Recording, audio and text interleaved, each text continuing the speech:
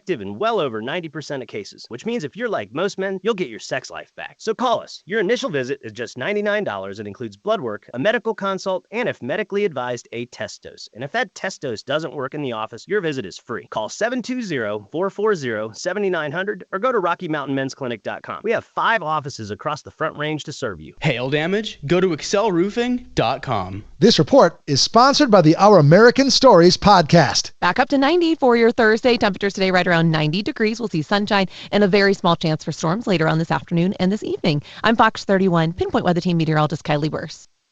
Habib, host of Our American Stories. As part of our ongoing Story of Us, Dr. Bill McClay shares the story of the most consequential inauguration speech ever given. You won't want to miss the next episode of Our American Stories. What kind of talk is this anyway? This is Denver's talk station, 630 KHAL, an iHeartRadio station. Hello? Hello? Hello. Thank you for putting out your show on iHeartRadio. Without that, I wouldn't be able to listen to you. This is Denver's talk station, 630 KHAL.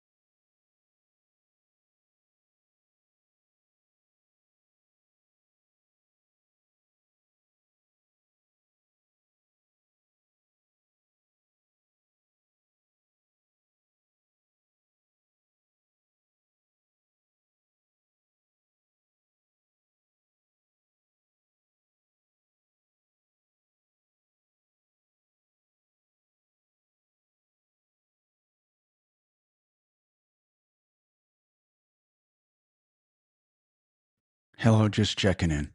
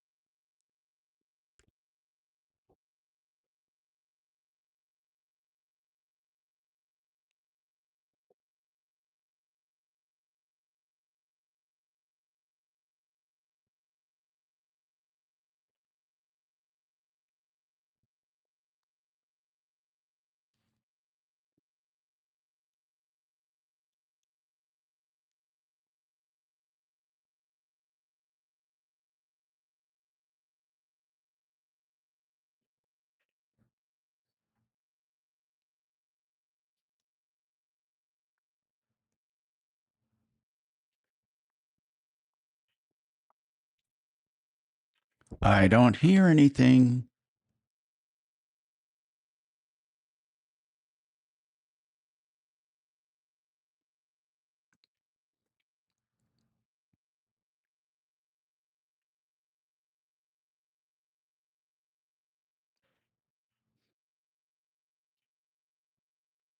Is anyone there? Hello?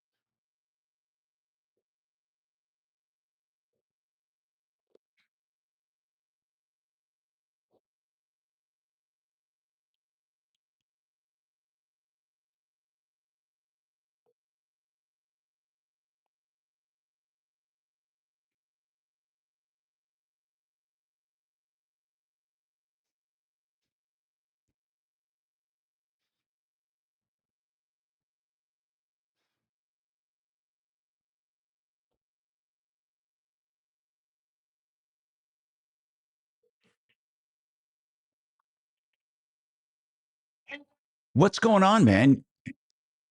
The station? No, I can't hear anything. I have no return audio. Are we on the air? Hey, you have the station earlier? Yeah, it came up. Yeah, I did on Lucy, and now it's gone. Something broke. Hey, by the way. Yeah. I was going to ask Adam. She didn't try to connect from here accidentally, did it? I don't know, but in any case, I see their camera is up, but I do not. Do you want me to disconnect and reconnect Lucy?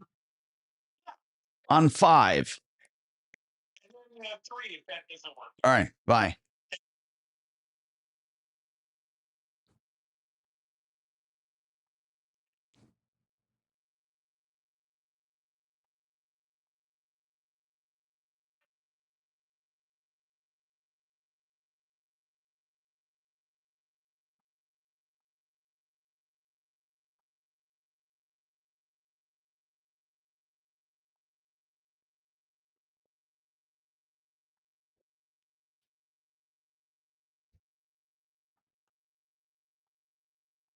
Description. It actually says so on my business card. Right, so if I like the product and like the price, but yay, it's going to install it for me. Yeah, can you hear me? Yeah, 5 do you do have your own installers? Oh, fantastic! So if you walk into it's broken. Our showroom, I think folks, somebody tried to pick out your. If you're talking about Grant, don't overthink it. Right, it's good to have you on. You're up. Well, although the guys are introducing themselves, it would be awkward to have you in. No, we'll arrange what do you want, and then we'll direct. In 3, 2, 1, you're up. And also, we work with all of our vendors, so if it's something that you don't see there, we can source it from ours. But then we pick it, then we go out to your place, and we measure your kitchen out, or we measure your bathroom, we tighten up the estimate and give you exactly what you're looking for. And then you pick your stone, we have the renderings, we show you a picture of what your kitchen's going to look like, we take it to our shop, we cut it all up, we polish it. Wait, what do you mean by renderings? You mean you can simulate that stone in my own kitchen? Yeah, they show you what it looks like. That's right, exactly. Oh, that's great. Yep. And during the initial visit, can I get a quick estimate of what it would cost? In other words, I'll say, look, I like the black and I like the red. Mm-hmm. You'll say, well, the black is $8,000, but look, the red is on sale for $2,500. Mm-hmm. Is that? And if I bring in, especially drawings of my kitchen where I measure the cutout for the sink, where the fridge goes, where the dishwasher goes, is that so? I'll be able to get a quick estimate right on the spot. No, we don't typically do them right on the spot. We usually have to process location, where you're at, when it fits in their schedule, if the material, all the material, pricing, verify everything, but within a day. Oh, that's pretty cool. And by the way, guys, we'll do more with Jeff in a second, but let's go to the phones. I had a little connection problem. Sorry for the technical difficulty. Tony wants to know about air filters. And welcome, Jeff and Steve. We certainly appreciate it. There's plenty of things to talk about with countertops for sure. And there's so many materials being introduced to the market. I'd like to know a little later here what you think are the most popular and timeless ones. Hey, Tony, what's going on with you, Tony? Yeah, Tom, I'm one of your longest-term listeners. You even had me on TV back in the 90s. Wow. For a consumer problem. And anyhow, I've never heard you guys talk about MERV ratings on home air filters. God, we have a lot of times. In fact, more than I can think about. Then I guess what did you need to know about though when it comes to air filters? I saw a YouTube video and it said you shouldn't buy a MERV over 7 or 8. Right. I mean, 5 I agree. And 7 is the sweet spot because anything more than that causes too much restriction. Pressure, reverse pressure on your system. I'm not sure I'm using the right words. As Mark said, many of our experts have gone over this, Mark, haven't they? They've said the wispiest, lightest filters are the best, and you change 6 them or often. 7. Yep, 6 or 7. And then the secret, though, is to keep them changed often. A lot of people think these really thick, really good filters are good for their system, and they're really not, because they will restrict airflow, and that's the last thing in the world you want to do, Tony. So we talked about it a lot. Okay.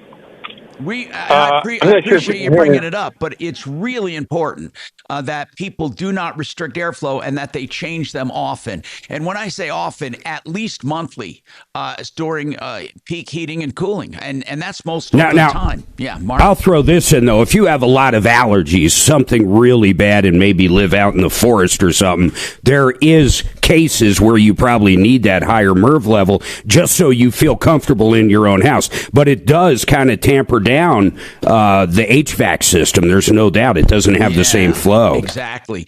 Now, a lot of people do electrostatic filters, which are the best you can buy because they virtually don't restrict much at all. God, they're so expensive, though. They are. I mean, you could buy 1 million little cheap air filters at Walmart for the price. Hey, guys, what's the significance of those numbers? So Tom said 5 or 6 or 7, and then you agreed. I don't understand the significance of these numbers. Okay, they're basically the filtering capability. The tighter, the higher the number. The microns. Right. So the higher the number, the tighter the tighter it is. That's exactly right. Yeah, how big? The higher the number, the smaller particles it filters out. Exactly. And that also means it provides a lot of resistance to the blowing system. Right, exactly. And that could lead to premature wear out of the air conditioning system. It just chokes the system down. It runs inefficiently, and it can cause problems with the compressors or with the heating. The heat exchanger. Absolutely. So really, the MERV ratings, like for example, you don't even go like there's a HEPA one, which is like 17 to 20. HEPA ones are for hyperallergenic people. And those systems, you have to literally have systems that can handle them, like hospital systems or industrial systems. But most of the time, 5 to 8 will do fine for basic residential. In fact, I would do 4 to 5 for my house and just keep it changed. That's really the secret, is to keep it changed. And it's the like I said, higher MERV, finer filtration. Just like we said, it is a good topic, but I don't think anyone looks at a MERV rating. What somebody told me once is you take the filter, hold it up to a light, and wave your hand behind it, and you should be able to see the number of fingers and your hand. Not necessarily the pores and creases on your hand, but you just want something to just keep out, the major stuff. And and you're not going down to a fine micron level. You can do, there are some people that have separate air cleaners in their home, separate and apart from the HVAC, and they keep those circulating all the time. That's another option. 303-713-TALK. Well, we have some tile people in with us. We have great things to talk about, so we'll do that. And so how do we pronounce it? Tell me the website. It's Breckhouse. Is that how it's pronounced? Breckhouse? Yeah. Yep, that's pretty good. Breckhouse. Breckhouse. And does that mean anything, or is that a name, or what is that basically about? Yeah, that's my last name. It's a lot of people here in the States say Breckhouse. Tile and stone, Breckhouse. My father sticks with the Norwegian pronunciation, Breckhouse. So it's. Do you have your own? Do you have your own yard? We do. That is great. So people can pick from you, or can they come to you with a selection they found somewhere else and have you fabricate and install? Yeah, I'd like to talk about that process. That's great. We're looking for good countertop people. I'm glad we met you. And people, if you have any questions about your kitchens, your baths, or they use tile, they use quartzite, they use all kinds of materials, solid surface for even showers. We can talk about that. I just want to tell you about Water Pros for the best water systems anywhere, and I mean anywhere, at the best prices anywhere. I defy anyone to find the better product at a better price, whether it's drinking water at the kitchen sink, reverse osmosis starting at $1,100, or a whole house system with reverse osmosis water and water softening for around $3,600. Waterpros.net, 303-862-5554. Yep. When it comes to your business, great promotions should do more than just get your name out there. They should drive action. And that's what you'll get when you partner with the iHeartRadio Music Festival. Imagine your business connecting with fans as you're associated with some of music's biggest stars. It's a great opportunity to grow awareness, engagement, and leads through ticket giveaways, sweepstakes, QR codes, and local media. Make your business part of the iHeartRadio Music Festival today. Call 844-844-iHeart. That's 844-844-iHeart. Hey, let's talk about Sheridan Auto Tech. You want a great place to take your auto, someone you can trust, someone with a great value, and someone who has the experience, knowledge, and convenience. It's all wrapped up into SheridanAutotech.com. If you need someone to check out a used car, SheridanAutotech.com. 303-455-7242 on Colfax, west of Wadsworth. It's a beautiful, secure facility. I take my car there. You should too. And they do pre-buy inspections, as I said, on used cars and electrical issues. SheridanAutotech.com. Hey, some people have decided they want to be a landlord, but they know the folly of it in Denver or Colorado. These laws are not conducive to being a landlord. Many people are selling their stuff in Colorado and going with Vestera. Vestera finds markets around the country where rents are promising, equity growth is promising, good economies. You invest in a home there, they help you buy it, they help you get it rented, they help you with the management, they have affiliated professionals to help you with each and every aspect. Then when you hold it 3 or 4 years to sell it, the idea is to make money on the equity. That's Vestera Turnkey. And if you want to know more, go to this website, mybiggestreturn.com. 20,000. Yep. I got to let Doc in. A week. So we got a good core. We got a lot of people that listen. It's just different ways, I guess. So, yeah. I'm Steve, by the way. So you kicked Doc out it's kind here, of weird in radio. made him Tom's problem, and then we heard the doorbell ring on the air. You'll hear us do commercials. You did that. I do live. I didn't do that. You sent Doc away. I'm the one. I know that was. If you're Mark. listening some other way, Oh, Mark kicked Doc out? Yeah. You hear different commercials. All I did was move him to the So floating a lot deck. of the digital stuff, they try to dial in on what area you were in. Like if someone's Did Mark listening say, listen, from we have some Texas, decent people they're not over, you playing got to leave? commercials That are relevant I don't know what here. the words were, but they know they're playing go back in and I see him commercials packing. that are I relevant got to kicked wherever out. they are. So it's really wild. It's like a lot different than it used to be. That's for sure. Like market customization. Well, where do you guys get your biggest leads? Where's your biggest lead source now? We're mostly just repeat business. A lot. Yeah. Contractors. Yeah, contractors, repeat builders. Our showroom is good for our walk-ins, stuff like that. Yeah. A lot of repeat. And then we're on the invitation bid list from all our GCs on a regular. We can't even get bids back to all of the requests. It's that crazy. Yeah. Is that like one guy in an office knocking those out? No, I think 5. Just Oh, constantly. jeez. You have 5 people just providing bids? Just providing bids. Are you? Is it like a super cutthroat biz when it comes to that aspect of contractors? Are they always going with the cheapest? No, they know the deal. They know that some people think they know what they're bidding, and most people don't when they're way low. So it's never the highest guy, it's never the lowest guy, except in our case. But it's pretty. When they repeat stuff, is we have to be competitive, but we include everything, which a lot of people don't. So they level them. That up. guy, that guy, that's a terrible, yeah. If we get it, it's because What do you mean by that? You include everything compared to what? Like an actual example? An actual example is a lot of people leave crack isolation out, waterproofing, expansion joints, caulk in the corners instead of grout. They're just, there's a ruling we're supposed to work through, the TCNA, Tile Council of North America. I get it. And so if you can say per section 09300, which is broad, right? I did it with that, but we include what really is asked for in 09300. Right? I got it. Yeah. So you break it down and it's all in there. You're saying other people that are giving the bids. Brian actually. Exclude that, but a lot of them are getting used to the company always does that. The exclusion. It's interesting, and I've seen you somewhere. I have no idea. I have a company called The Chairman, and so I've been building restaurants for 40 years. You mean build out, or the building itself? Interiors, booths, tables, chairs. Oh wow! Loma did all the copper there that you right around the corner from you, and the tables and the chairs. Sierra Grill. Like the one in Castle Rock. Mm-hmm. Oh no kidding! Yeah, and then the latest thing I've been working on are the renovation of some of the Great Divide. I've been working with Dan Ship for 40 years.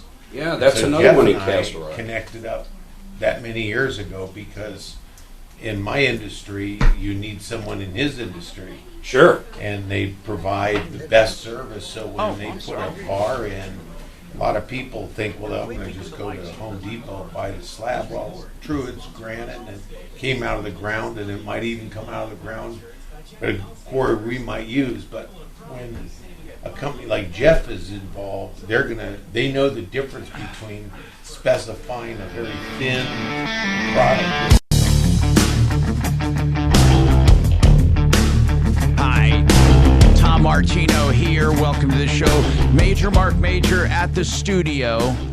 We got Jeff Breckhouse with us from breckhousetitle.com. And we are talking about countertops, among other things, of course.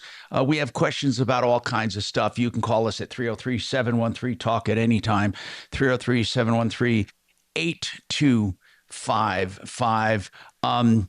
I talk about renewhomeinnovations.com. They do the Italian porcelain. They do importing of Italian porcelain. Porcelain is very popular, by the way. I ought to just give their number out, 303-904-2000, 303-904-2000 for the 1 or 2 day installation, a year to pay with no interest and no payments. Guys, do you have anything like that? Do you guys do porcelain at all, or what kind of materials do you mainly work with? We do. We work with a lot of porcelain products. The 6 mil, 8 mil, 12 mil, 20 mil thickness materials. So, yep, everything in porcelain. Where do they use, other than showers, where do they use porcelain around the house? Countertops are real popular. Porcelain tiles all over the place. Really? Shower walls. Yep. Okay. Primarily. So are they hardy for countertops? Oh yeah, they're very nice for countertops. And is quartz still, though, the number one thing, or is it quartzite? I get them confused. One is the natural stone, the other one is the ground up. What's the ground up product? Well, quartzite is the natural stone. Quartz is the man-made stone. Okay, and people are opting a lot for quartz for the uniformity of color and texture and all of that, right? I think it's very common, but it's not our go-to, to tell you the truth. What do you go to? No. Quartzite and porcelains. Okay.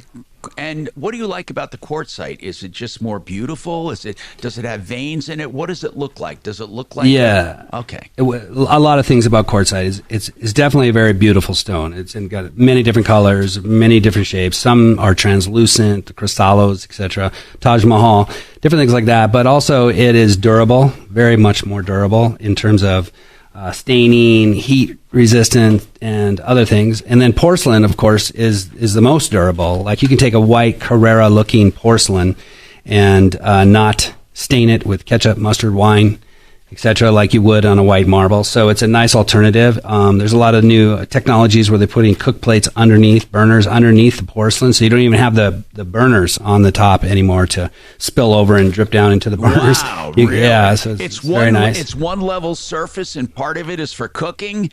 Yep, you can have your cooktops mounted underneath, and you have little tiny marks where the burner is. That's incredible. Yeah. Wow, that would be super cool looking on an island or something.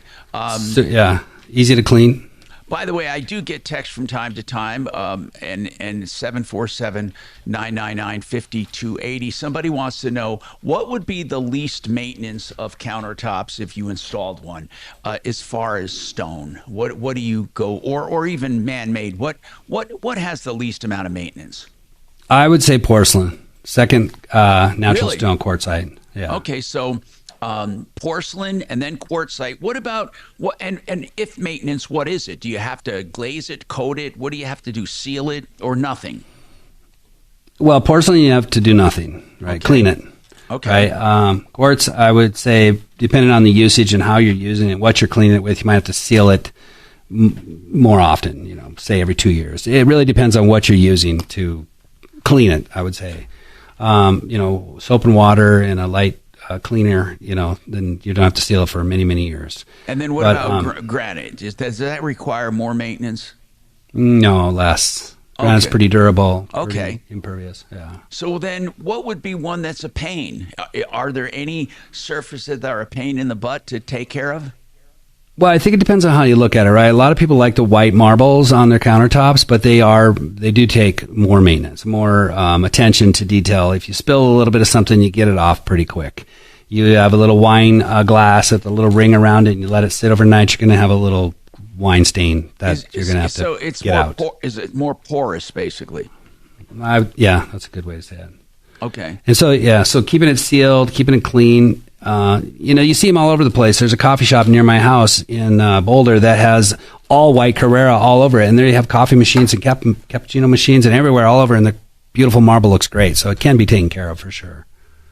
Okay, so the process from a phone call, what is the process? What's the very first thing? They got to pick the material, right? That's right, yeah. So identify what you're doing. Are you doing your kitchen, your vanity, and do some light measurements. Like figure out, take a little piece of paper out and draw it out. If it's L-shaped, draw an L and measure from one side of the L to the other side. Put in approximately where your stove is and where your fridge is and where you want your sink, and kind of give us all the measurements, and then we can tell you, is it 1 slab job, 2 slab job, 3 slab job? Are you going full height on your backsplash? Whatever you want. So then you come down and then you pick out what you're looking for. Marble, quartzite, porcelain, in our case, whichever one you want. And then we get you a quote, and we figure out all the details and, which edge you're going to use, full bullnose, flat bullnose, OG, whatever you want. Right. Laminated, whatever. And then we put all that together, and then we present the price, and then the schedule, and then if it's a yes, we get it scheduled. If it's a no, thank you for your And then how many visits? How many visits? Then they say yes to all of the preliminary stuff and the price. Then what about templating and templating, or Yep. And then you have to, after template, you have to go to fabrication, installation. How's that timetable? Well, in our case, so if you're ready to template, we can get you templated in a few days, right? And then usually in our case, after template, it's about 2 weeks. You get all the program, you get all the approvals, you get all that down, and then you get scheduled for an install. Some people have existing tops in that have to be removed, preferably the day before. So we go in, pop those out, come in, put the new ones in. And do you haul away those old ones? We do. Okay. Now, what about other areas? Art nooks, windowsills. You have a lot of different areas that people have stone. You do all of that? We do it all. Yep. And do you have remnants that they can use if they don't need a whole slab? Do you have like deals on remnants that you keep around? Oh, yeah.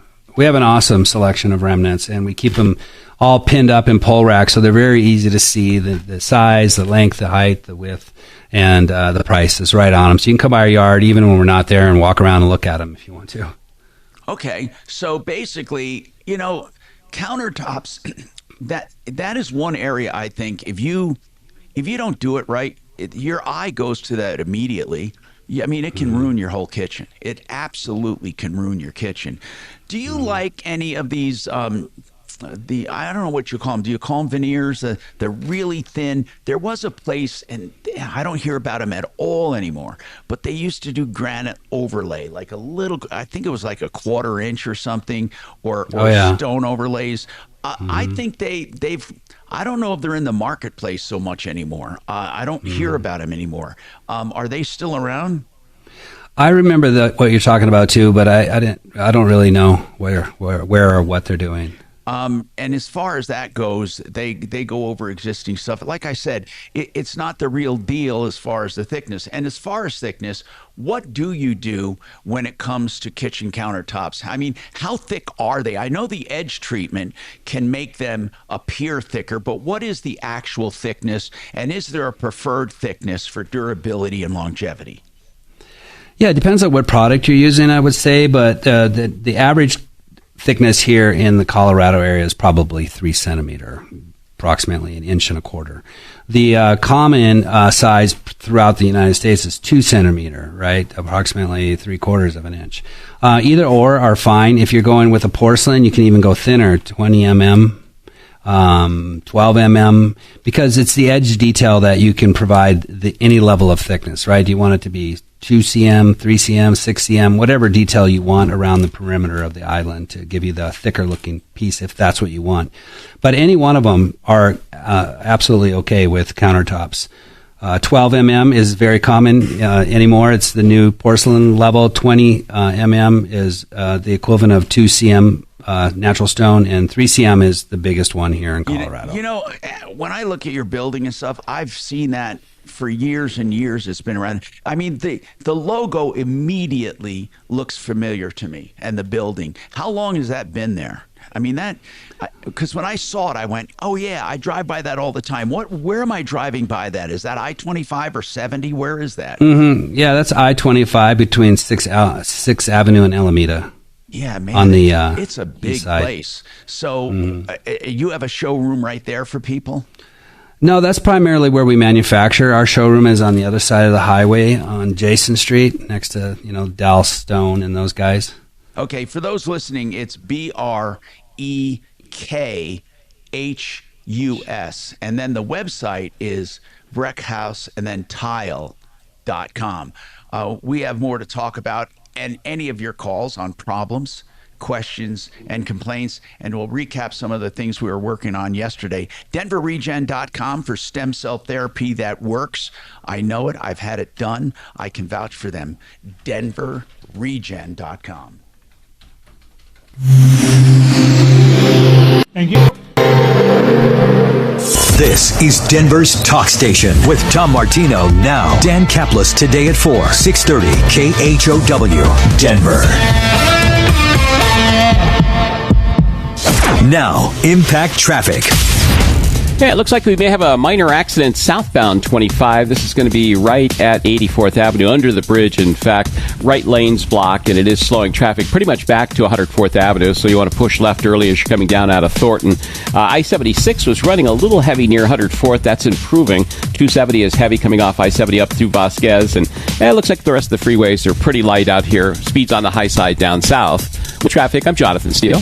This report is sponsored by Blindster.com. Hi, I'm Kyle at Blindster.com. Tired of overpriced blinds? Blindster makes custom blinds simple and affordable. You measure at home, install yourself, and save big. No retail store markups, just custom blinds guaranteed to fit. Blindster.com. Insurance is very important. I just got a call from Compass Insurance saying we have these recommended changes for your policy and it will reduce your premium by over $1,000. They're always shopping, looking for better deals upon renewal and looking for the best coverage. You can trust them. They shop 25 companies. They do free insurance checkups for the asking, and they will tell you if they can do better. And they have to do better in order to tell you that, right? Because math doesn't lie. Also, they do this high deductible insurance, which is a SOLA coverage. It's a supplemental loss. And what that means, if you have a high deductible, you buy the supplemental insurance, which will cover that deductible when you have a storm. To find out about all of their insurance, it's Compass Insurance Group, theinsurancehelpcenter.com, 303-996-9000. People you can trust that will save you money. 303-996-9000. Thank you. And Tom, you gotta love that about Doc. He's never cared enough to learn how we do stuff. I like that. I appreciate that. Last year, so I was getting a lot of people. So anyway, yeah, what's going on? Going. Just start talking. Any old time, Doc. Yes, you know? Yes, I got a spot here. I got a spot. Stop. I mean, I know it's high, but I remember it being over $4 like in 2008 or 10 I know as well. Everything you mentioned. I filled up this morning. It was $5.49 a gallon for diesel. I don't think. Oh shit! I was like, man, I should wait until I get to Denver. It's $1 less here. Yeah, that's crazy. 40 gallons. Oh yeah, it's probably 6 something, 7 in Cali. $8. Would you ask them, have they ever considered an alternate stream of revenue by putting up a webcam right there at 6th and I-25 and getting those 4 or 5 accidents a day? Oh, that is interesting, actually. Thank you, yeah. He's saying, would you guys ever, he knows exactly where your shop is. That's very curious. If you guys would set up a webcam so you can see that traffic every day, and of course the 5 or 6 accidents that happen there. Yeah. That would be kind of crazy. Yeah. There is a lot of accidents around that area. Yeah. Why do you think that is, Shannon? Well, Colorado drivers are assholes, and that stretch between Alameda and 6th Avenue is very difficult to negotiate. Yeah, it's crazy. Even if you just got here from Peru or something, and that driving is crazy too. That would be kind of cool, a little live cam. I'd watch it all the time. You could do it on YouTube. It'd be free. Heck yeah. Well, yeah. And but just do a YouTube you got a logo up channel. The screen. Yeah. And you would just be able to pull in there. Then you just advertise your own business on it. You wouldn't pay anything. Yeah. It's kind of crazy. Just a logo like on the that screen. Camera for the 10-foot. Yeah, nothing but your logo on there. Yeah. And then just drive people there. And then, that's a great idea. Hey, who wouldn't watch somebody fly through a windshield? Come to see breakfast tile and stone first. Yeah, exit now before the accidents. I like it. You're walking Are you in the distance to marketing Stranahan's, too. That's right. There was some guy up on I-70 by Grand Junction that put up a camera like that, just basically aiming at the highway, but it was during some snowstorms. And he was picking up 50, 60,000 people watching. Wow. Well, I don't know how he fed it to get them there, but he got them there. A lot of it's just natural. The most successful example of that business model is the 10-foot 8 camera channel on YouTube. What is it called? 10-foot 8 camera channel. What is it? There's a railroad bridge that's only 10-8. Oh, shit. And every day there are trucks that go through there. Every single day. That is my biggest fear with our coach. Oh, RVs go through it. My biggest fear. Yeah. Air conditioners get hundreds of millions off. of It's crazy. Sort of have a camera set up already there. Oh, that's kind of cool. Yeah. It's more to take a closer look at our backyard. You know. Yeah, more of a security. But it definitely catches I-25.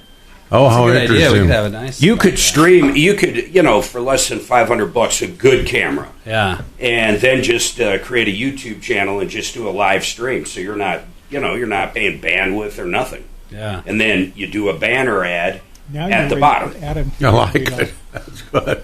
And it costs literally nothing. Yeah. You guys. And then if you get over, say, 5,000, I think is the minimum. 5,000 people in it, like a given week or whatever, you can start monetizing it, and they'll pay you a few cents. Yeah. So, I mean, that's how a lot of these people that have millions. That's how that's their main That's stream the of 10-foot 8 camera Yeah. makes bank like you wouldn't even be able to describe. Oh, there's Yeah, right. some. Oh. Where is that bridge? Is that the one that's over near the? No, it's somewhere east, like Pennsylvania. That's where they all are. Yeah. I'm terrified if we're that far east. Well, I there don't you go. even. If you go near the if you go near the refineries, Oh, yeah. off of York Street, Mhm. there is a bridge like that. Home Genius Exteriors, the genius choice in roofing. See website for details.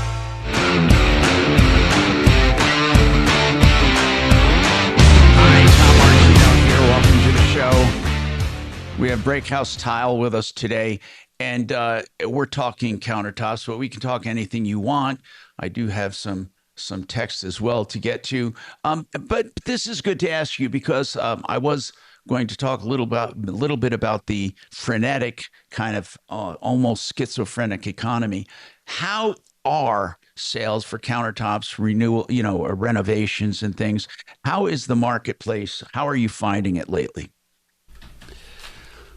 Yeah, so it's steady for us. And again, countertops are not 100% our main, line of activity. So it's good for us because there are a lot of countertops in the commercial work that we do as well. But we're definitely steady in the residential and builder countertops and that kind of stuff. So I don't know. It seems pretty good to me. Okay. Is it increasing? Are people still spending on the renewals? I mean, because we've had some in the space or in home services saying people are a little reluctant to spend, and they don't even know why. That's the weird part about it, because things seem to be going well. The stock market's going well. The only thing not going well so well is home financing. So it's slowed homes down a bit, which has, kind of caused a bit of a slowdown, but are you finding home remodels are still up? I think for us they're steady, but yeah, I do see what you're saying. It has been slowed. People are slow to make the decision. A lot of people are shopping and looking, but slow to make the decision if they're going to do it. And you do commercial. So what in the commercial realm do you do with stone? We'll do everything from countertops inside of any type of place. A lot of tile floors, a lot of stone floors, a lot of residential. I mean, some of the areas that we've worked on are like that you would recognize. Colorado Supreme Court, we did the center floor there.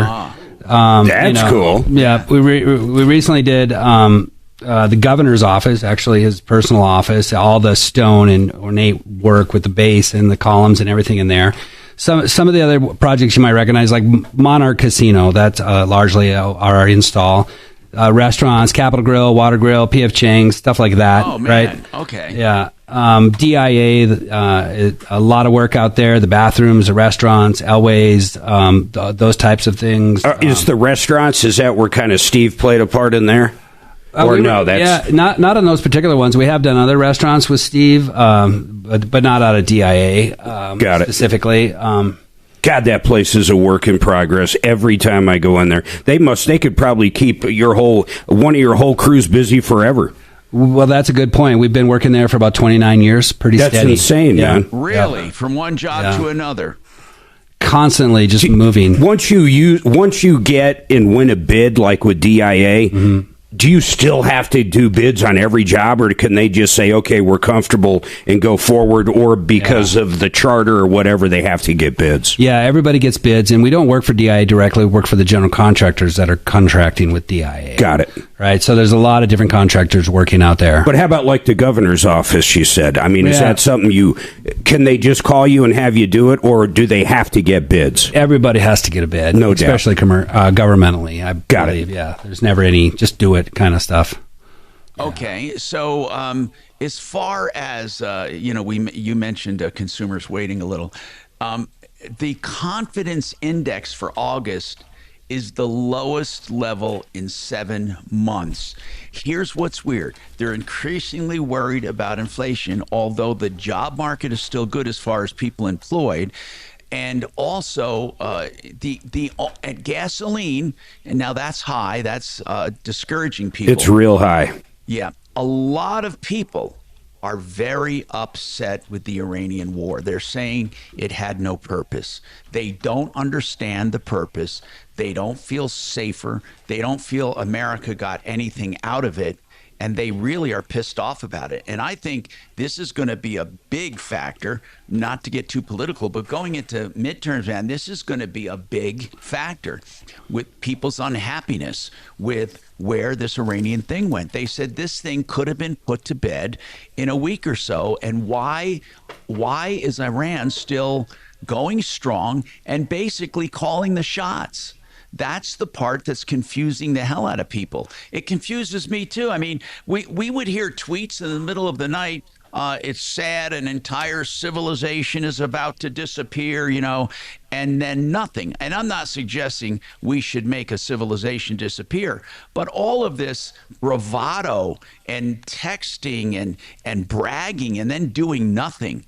I don't know. Are we going to be surprised? Maybe. Well, I think part of that problem is they don't know who they're really negotiating with. Still, you have the president coming out and saying certain things like, yeah, we want to get to a deal. We want to open the strait. We want to do this. And I mean their president, not our president. Then you have those hardliners that out of the blue, even after a deal signed, go out and send a drone to blow up an oil tanker. So, I mean, it's really crazy. It's absolutely nuts. I do agree with you, though.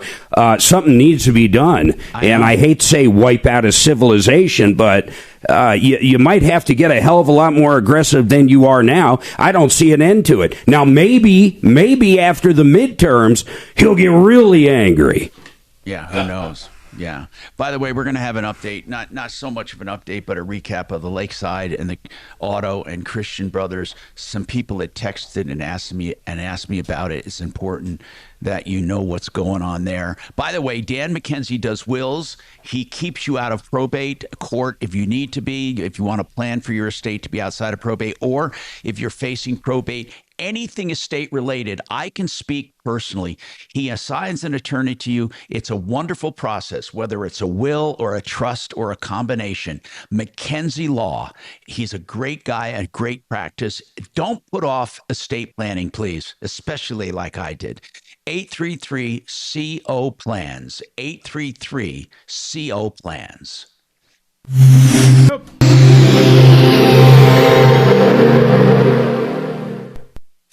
Now, impact traffic. Yeah, it looks like we may have a minor accident southbound 25. This is going to be right at 84th Avenue under the bridge. In fact, right lane's blocked, and it is slowing traffic pretty much back to 104th Avenue, so you want to push left early as you're coming down out of Thornton. I-76 was running a little heavy near 104th. That's improving. 270 is heavy coming off I-70 up through Vasquez, and it looks like the rest of the freeways are pretty light out here. Speeds on the high side down south. With traffic, I'm Jonathan Steele. This report is sponsored by Blindster.com. Hi, I'm Kyle at Blindster.com. Tired of overpriced blinds? Blindster makes custom blinds simple and affordable. You measure at home, install yourself, and save big. No retail store markups, just custom blinds guaranteed to fit. Blindster.com. Fix it 24/7 for plumbing, heating, cooling, electric, and drains. I want you to keep that number handy because they do free second opinions on all major things, including drains. They have their own drain division. Fix It 24/7 wants to fix things. They want to do things for value. They want you to come back. That's how they handle everything, including their $39 Extreme Clean Tune and Check of your furnace or your AC. It's $39. You will never have money better spent. They spend a couple of hours and completely refurbish the entire system, cleaning every nook and cranny, and give you a no breakdown guarantee. 720-526-3939. FixMyHome.com. Hey, Frank Duran, the real estate man, when he lists a home, he doesn't just list it. He doesn't just put a yard sign on it. He does, of course, multi-list like everyone, but he also proactively outbound markets your home to hundreds of thousands of people. They do the videos and the drone videos, and they do the brochures, and they do the tours online, and he does a private mailing list of his thousands of clients. He sells most of what he lists. He can show you stats where he sells for more money and quicker than the market. And he sells most homes himself that he lists. Frank Duran, therealestateman.com, 303-920-1622. Fabulous. Oh. Yeah, that's it. So you're doing a job for them? We just did their bathroom and built Oh. a custom bar for them. Jeez, very cool. Mark, you got your ears on? Looking cars. Nope. Look at that. Mark. Oh, yeah. I'm texting with Kelly right now. Just random stuff. Kelly says, 2 days ago I accidentally ate cat food. Why? She said she didn't know what was in the bag. There was a Ziploc bag somewhere, and she tasted it, and it was cat food. Who the hell's Kelly? I said to her, now you're ready for Adam to get laid off again. Oh. Did you say who the hell is Kelly? Yeah, who the hell? How soon you forget? How soon? Who? I know. Who is she? I cherish our texts. Oh, I see where you're. I know. Kelly. Because that also brought me to... That took me... You're funny. How soon we forget. That is kind of crazy.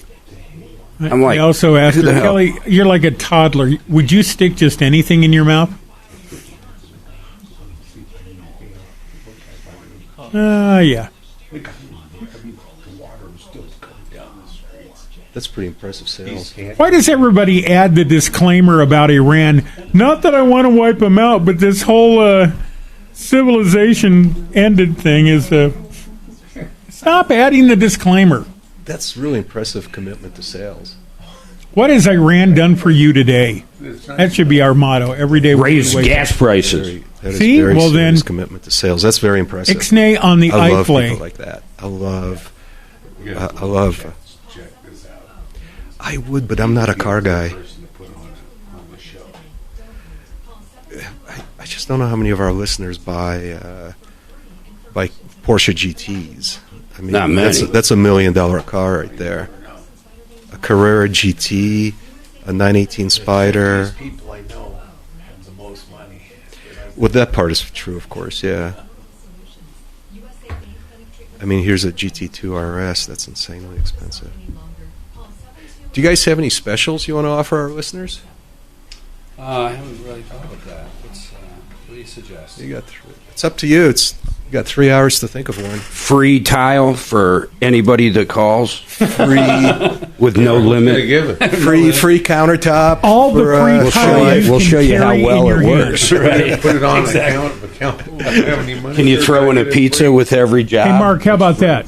Right. Mark. Yeah. All the tile you can carry in one load to your car. Oh, there you go. Yeah. That'll clear out some scraps. Well, you wouldn't get rid of any slabs then. No. Could get rid of some customers. Have you guys seen, have you been on I-70 around right before Idaho Springs in a while? Uh-huh. Oh, my goodness. Yeah. I can't even envision what that's going to look like. It's going to be so impressive. It looks like it's a mile in the sky, man. Yeah. And it just goes and goes. Yeah. I hope they build a mall under it. They could. They could definitely build something under it. Some brew pubs. What are you talking about, Mark? A flyover? Yeah. No, it's there's a new... I don't even know. They're adding lanes right around that big corner going to Idaho. It's where Kermit's used to be. Yeah, where Kermit's necrophiliacs used to be.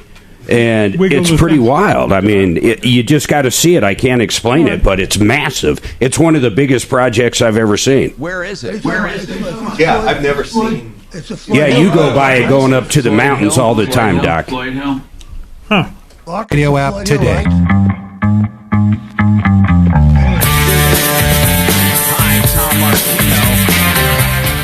Troubleshooter, 303-713-TALK, 713-8255. So, Dimitri, this woman was sued by Ameritech Windows because apparently it's a big mess. Explain what the original problem was, and then they're suing her. She signed up for Windows and basically changed her mind.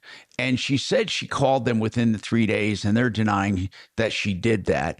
And they're saying that she owes them in damages 40% of the contract. Is that basically it? Oh, darn it. Dimitri wandered off like a lost puppy. Oh, okay. Well, he was going to talk about this. One of the things he did mention is that they have a long litigation history, which must tell you something about a company. Beware of companies that are always in court, people. And, you can do some quick searches to find that out. But if you have people always being sued or suing people all the time, that gives you kind of a bad feeling. Okay, so we're talking about countertops and we're talking about decorative stone, and they do both. Breckhouse does most commercial and residential. They say the business is pretty strong, and people are opting a lot of time for quartz and quartzite. Marble is not marble, but porcelain is very popular for a lack of maintenance. It's a good thing. You don't need much maintenance. And it wouldn't be good though for a bathroom floor, would it? Is it too slippery or no? The porcelain itself, yeah. I mean, all the surfaces that are flat and shiny are slippery. Linoleum is slippery. Yeah, of course. Right. So what the key is the grout joints, the surface. You can put really nice non-slip surfaces on porcelains, or a lot of them come that way. Oh, that's kind of cool. They're designed for it. I mean, all the nice hotels, you go to. I've never seen like porcelain on a shower floor, but I see it on porcelain walls everywhere. Yeah. Well, porcelain is probably more what you see than ceramic tile anymore, to tell you the truth. How about, can you put heated porcelain floors in a bathroom? Oh, yeah. Okay. Mm-hmm. So it's basically just tile. I mean, really? Right. Okay. Porcelain tiles come in 2x2s, 4x4s, 8x8s, 12x26. All of what you think of when you think of tile. Most of them, I would say, are porcelain nowadays, more so than ceramic tile. How about marble? Could you use marble on a floor, or is that? Yep, you can use marble on the floor. It's quite common, actually. And porcelain, going back, Tom asked this, porcelain on a countertop like in a kitchen, I mean, when you're like, beating meat or whatever you want to say there, it's not going to break? Yeah, cutting. I mean, anything can break. Quartz can break. Quartzite can break. Anything can break. What's the strongest? If you're talking a hammer to a countertop, none of them. None of them. Right? Piece of wood. You know what I'm saying? If you're going to be beating meat on a countertop, you should have a butcher block and then dampen it out that way. Yeah, okay. But you can break anything if you want to. How about heat-wise? Like if you take we have a gas oven. Okay, or a gas stove. You take it off, you put it on there, no problem. Not for porcelain. Not for porcelain. But if you do quartz, it's a resin-based material. So what are you going to do? You're going to melt into it. All right, we got a lot coming up. 303-713-8255. Tommy? Yes, we got more, and we ask that you stick around to the Troubleshooter Show and give us a call. 303-MARTINO, 303-627-8466, or 303-713-TALK. This guy sent me a rendering. You must have heard me talking about the Floyd Hill project, what it's supposed to look like. Wow, this will be nice. Because anybody that goes up to the mountains, this is bottleneck country. Can I see it? Yeah, come over here. It's crazy. Yeah. This looks like it's from CDOT, too. Look at this. That's the level of engineering. Yeah. Right now. Well, we've had this China. Yeah. It looks just like one. They sure need to do that. Look at this. Yeah, I mean, if you haven't seen it in a while, these pillars, they're all there. That's pretty amazing. It's amazing thinking. See, some of the distance looks way bigger, and I go, how do they connect them? Right. A lot of good GPS equipment. God, that's amazing. Yeah, that's something, isn't it? Yeah, highway engineering is an amazing feat. Just the stones and the blasting that goes on and preparation. That's a very good lead-in, by the way, Mark. Even when they're building highways, you have a lot of preparation that goes into the ground before you can put that concrete column in. Oh, yeah. And in Breckhouse' world, everything that's on top really is what you see, but what you don't see is what relying on is what lets the bathroom floor be sealed, because that's where, of course, people don't quite aim. The best example of that same thing, I think so. Garage floor coatings.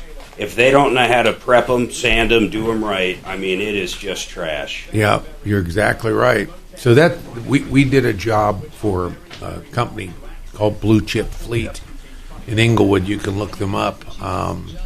And it was a Christian Brothers moving and storage location for years. Okay. I have some other and as well as a manufacturing plant. And so it had 2 8-stall commercial bathrooms, basically, equipment operators. So they were messy, and brought Breckus in to gut and clean and put up the cement. That was a porcelain tile we used right there, Jeff, and the cement.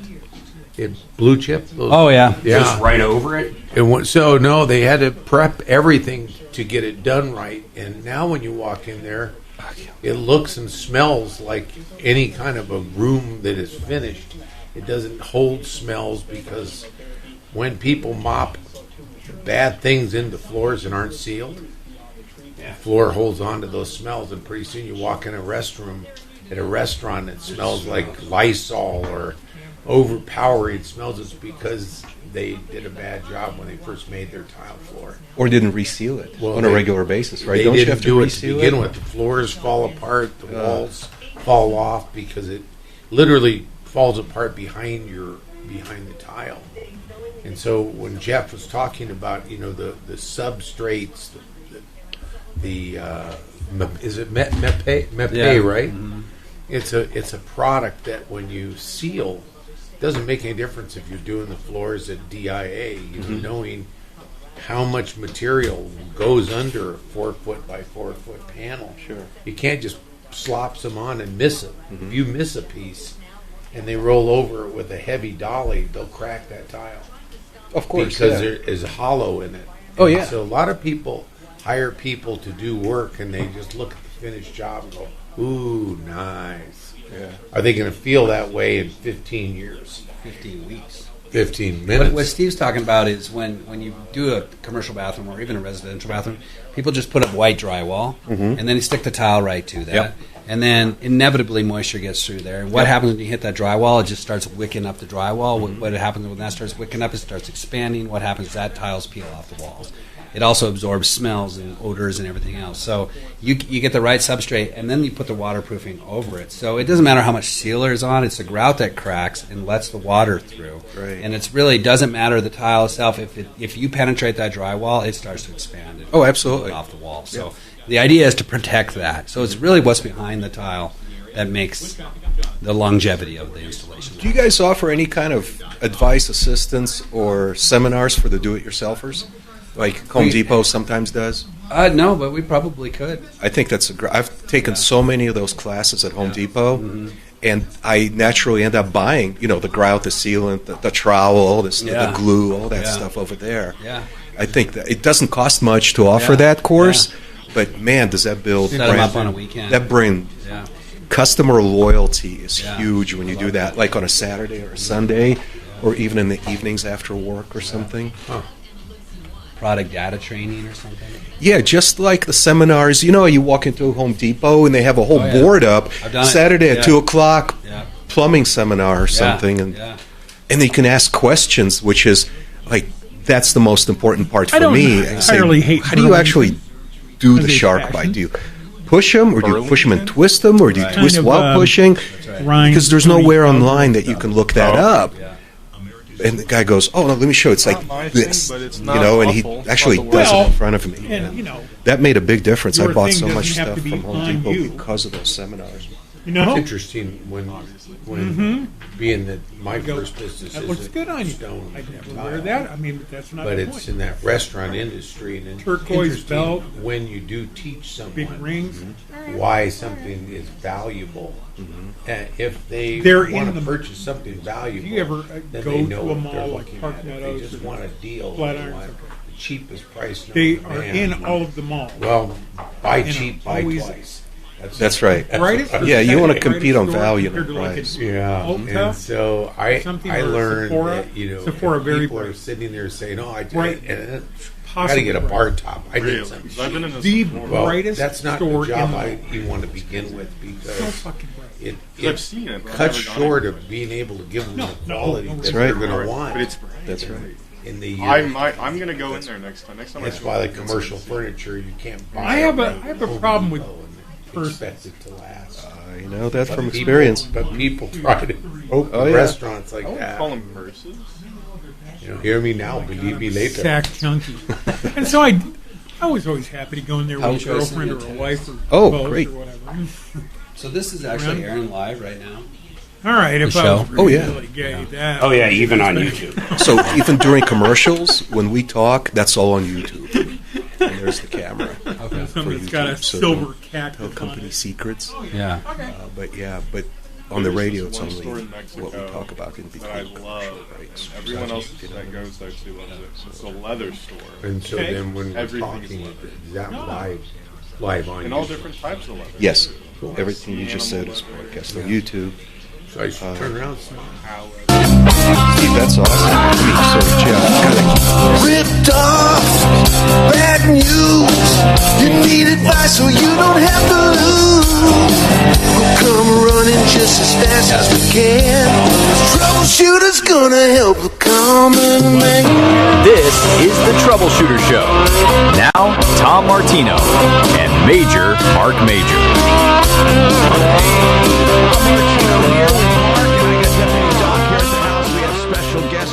In the studio, Mark, let's talk about our guest. Go ahead, sir.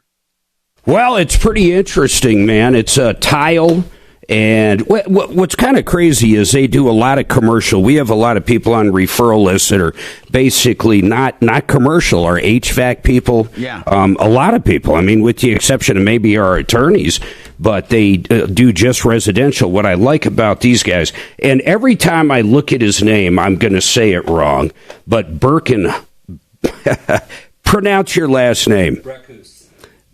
Say it again. Yeah, hit the button for me. Say it again. Sorry, Breckus. Breckus. Yeah, a lot of people say Breckus. Breckus is what I want to say. Yeah, that's fine. You can say And if Breckus. people see the logo, if you join us on YouTube and see their actual logo, you will recognize them. You can see their building right off at 25, but we're talking about a ton of tile. And then the other thing is Steve Farland's in. Something interesting he does that we haven't talked about at all. He's called the chairman, and he knows you. He met you, I guess, years ago. How did that go down, Yeah, Steve? Where did we meet?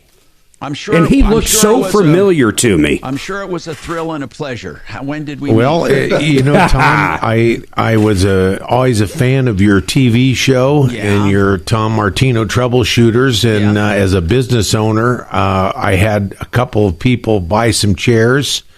And then when the chairs arrived, they said they didn't like them and didn't want to pay for them. And they would cancel the check. And after you got involved and started looking at the check date and the time that they canceled it and the charges, A and B didn't add up. And you asked the lady when she didn't like them, and she told you, and then asked when did she cancel the charge, and she told you, and you say, well, how come your credit card statement says you canceled the charge a week ago? Right, exactly. You know, it's funny how a lot of people wait to bring up problems till after they pay or have to pay. They hold off, and of course that's not most people. Most people, you know, they pay if they get something they like. So what is your connection really to Breck House? Well, Tom, the company my wife and I started in 1990 is called The Chairman, and has also gained the name the Great American Seating Company. And we build and design interiors of restaurants. That's been the main part of what we've done. And we sell commercial chairs, tables, bar stools, bar tops, which I have been doing out of copper. But when I had an opportunity to do stone, I've known Jeff now for 30 years.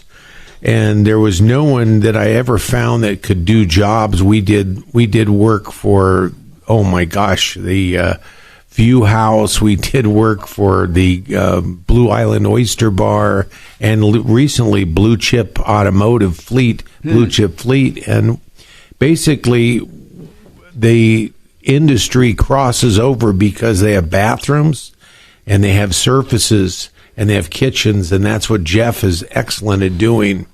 So when I bring him into a job, I can completely smile and know that the customer is going to get the best quality.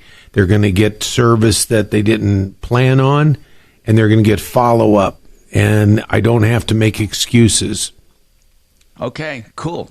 And as far as your connection with the brick house itself, what do you do? I work with Jeff in kind of a unique way, and he's, as he said earlier, he is about repeat customers. So when customers need to see me or need really to get a quote on an additional job or to talk about what they'd like to do in the future, I'm able to do that because I have a lot of background in Colorado. I born and raised here and fourth generation person, and so I've seen Denver since it was the beginning. And are you a consultant? Yes, yeah, I'd be the chairman consultant. You can reach the chairman. No, so I want to ask you seriously. So as a consultant, and I don't know if you're good or bad or indifferent or whatever. A lot of people do consulting, and by the way, a really good consultant is worth his weight in gold or her weight in gold if truly they know what they're talking about. I've often said, when the consultants that I laugh at are, and Mark and I have seen all kinds of consultants, what usually happens is a business hires a consultant and then starts telling them how to handle consumer issues or how to go into a house and how to deal with people. And that's one area where I feel a consultant in that regard is kind of like a guy who tells you 50 ways to make love to a woman and he'd never had a date. I think that in my case, and if you include the latter part of my career with Mark and all of our interactions, I've calculated nearly 400,000 interactions. We literally talk to consumers every single day. So in other words, I don't think there is anyone, and I think I can safely say this, in the entire country or in the world who has directly now, I'm not talking about taken complaints, I'm talking directly taken complaints and talk to people about every aspect of every consumer complaint there is.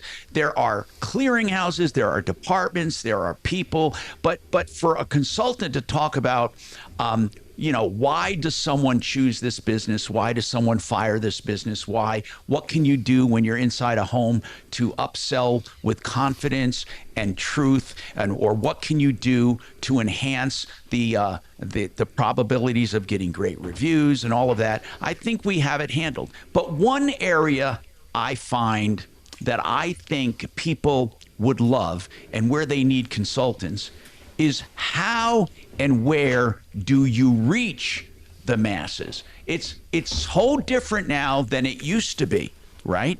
I mean, truly, and if you're not in on each and every new avenue, you're lost. I mean, an agency that only deals with conventional broadcast is lost. An agency that only deals with digital is lost. An agency that only deals with certain things are lost. They have to have a really, really vast knowledge of reaching people. And what do what do you do? Like, and Mark and I talk about this all the time. What is the best way to reach people? And I think the answer is it depends on what you're reaching them for. But what is there? What is there to reach people? So many people are doing so many different things. Like you see, like in news stories, there's a 6-second pre-roll or there's a 30-second pre-roll, and you can opt out of it after a few seconds.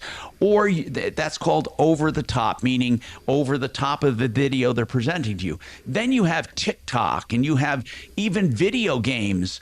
In between video games, there are ads. How do you consult people on reaching their people? How do you do that? Do you have any thoughts on that, Steve? Because that to me is one of the most valuable things people can do nowadays is find out where is their client? Where are they?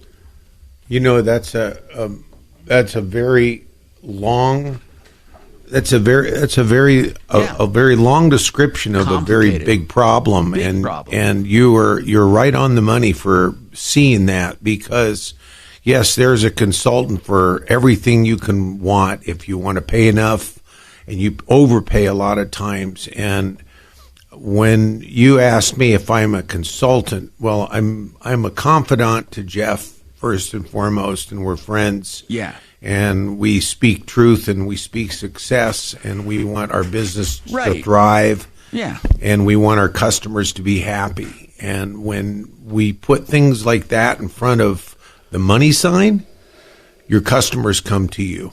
Yeah, but they have to know about you first, though. They have to know Yes, about they you. do. And Now, Jeff, word of as mouth Jeff, is pretty good, but it's not everything. well, no, it's not. And there's an old adage I like. A friend of mine, Gene Buth, was the vice president at J. Walter Thompson in Denver with Tim Apple back in the 80s and 90s. That's where my logo came from. And Gene used to say, doing business without advertising is like winking at someone in the dark. You know you're doing it, but Right. no one else does. Or no matter how great you do business, how do you let people know about you? How do you do it? I mean, there are all different ways. I mean, people can say how they're doing it and what works for them, and they can tell you what doesn't work. I'd love to hear from entrepreneurs. A lot of entrepreneurs listen to this show, or small businesses. I'd love to know how you're reaching your audience. Okay. I mean, it used to be with a website, you wanted SEO, and that's search engine optimization. And if we strip all of the BS out of it, what it really meant was constructing your website so Google likes it. What you're doing is you're making Google's algorithms work. And you're catering to what Google is looking for. This is the first company in history that actually said, if you want to be a customer of ours, if you want us to promote you, you have to do what we say.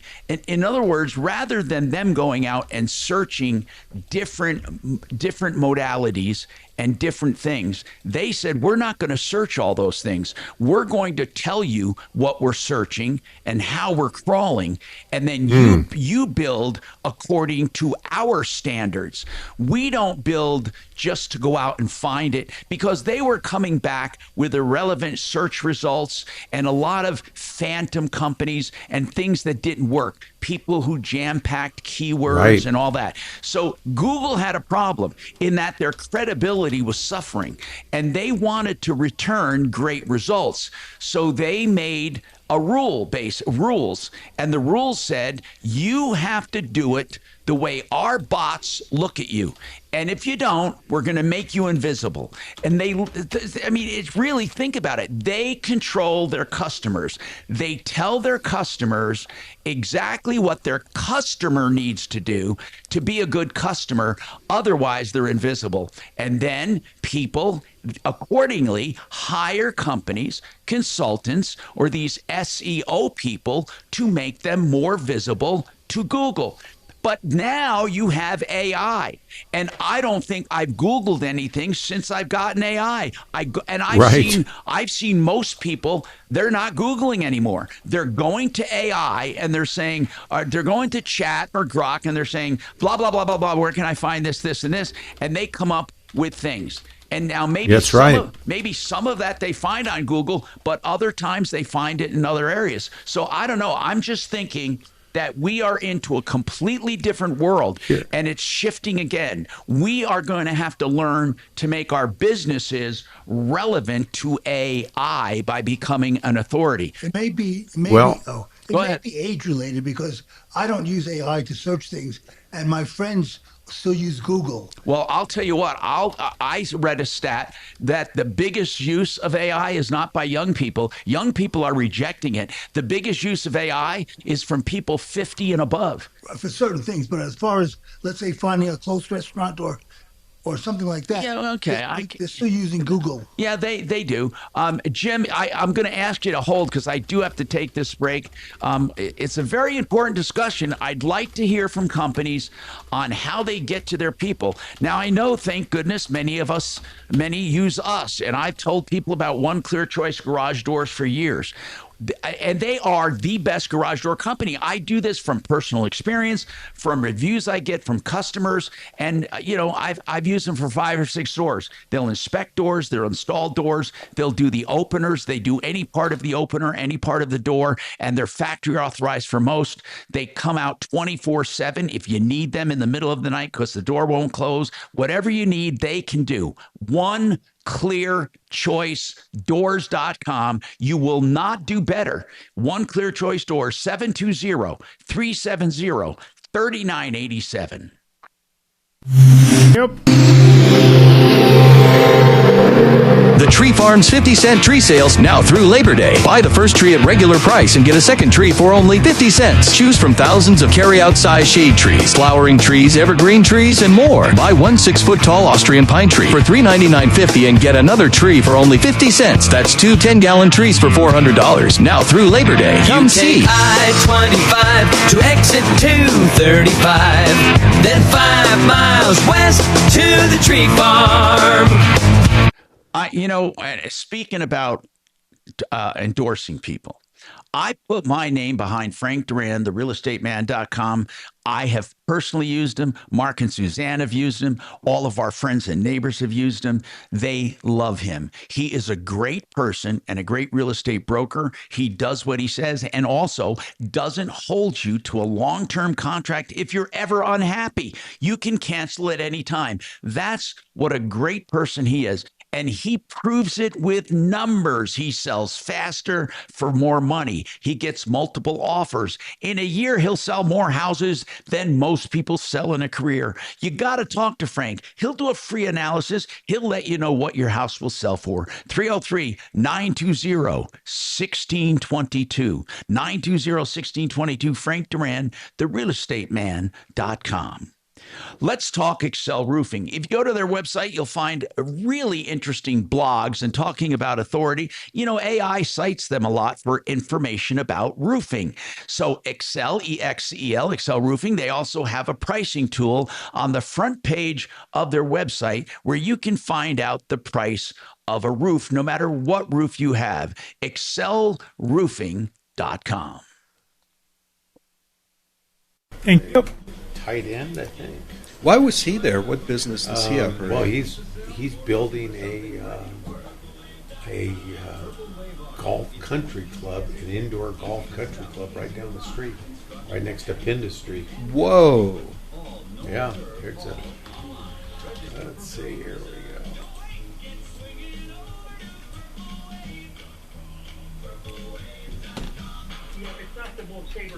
Was that other person speaking in Tom's studio?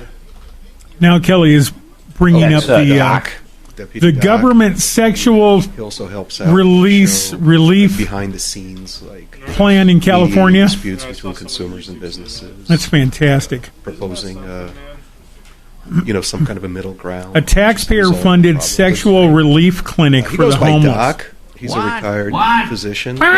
In California, they're working on passing a bill to fund sexual relief clinics for the I don't remember homeless. Ken's last name. What does that entail, Shannon? Well, whatever you need to get there, Doc. whatever thing you got to put on or take off or put in or pull out or. When's it going to open? Jeff did come up with a special for the listeners. Right? What is I that? get my ticket punched. Say that again. Jeff came up with It sounds like an alert. Oh, cool. It's my. You got to silence it. I have it silenced. Well, it's still. I'm still hearing it.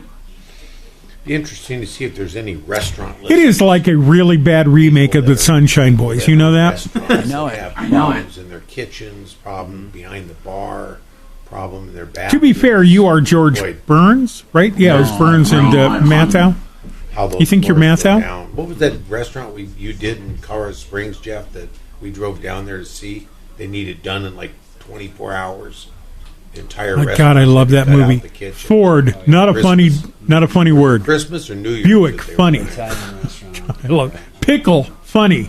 I mean, he's there with And I, to this day, anytime someone knocks on the door, I say, "Enter." from Sunshine Boys. It wasn't his. Enter. Someone else's problem. Yeah. You used to say, "Come in." They wanted his guys. Now I say, there on the "Enter." weekend. What's it to you? Weekend. That was the deal. Damn, God, you know what? I'm going to download that and watch it today. Oh, disgusting. What? The place was infested with bugs. The whole infrastructure underneath the roof was full of bugs, and so they had to gut the whole floor out, including the concrete, including the rebar. It was spin it over a parking lot, take it all out, rebuild the whole structure, retile it. So it didn't happen over a weekend. Like they thought it was going to be a repair, but they wanted you there. Yeah. And so he had guys there on a Sunday. Jeez. He's got people. He's got the right people to do jobs. The one's up in the mountains. We're working on a project. Huge. I wonder if we can talk about that project up in Central City.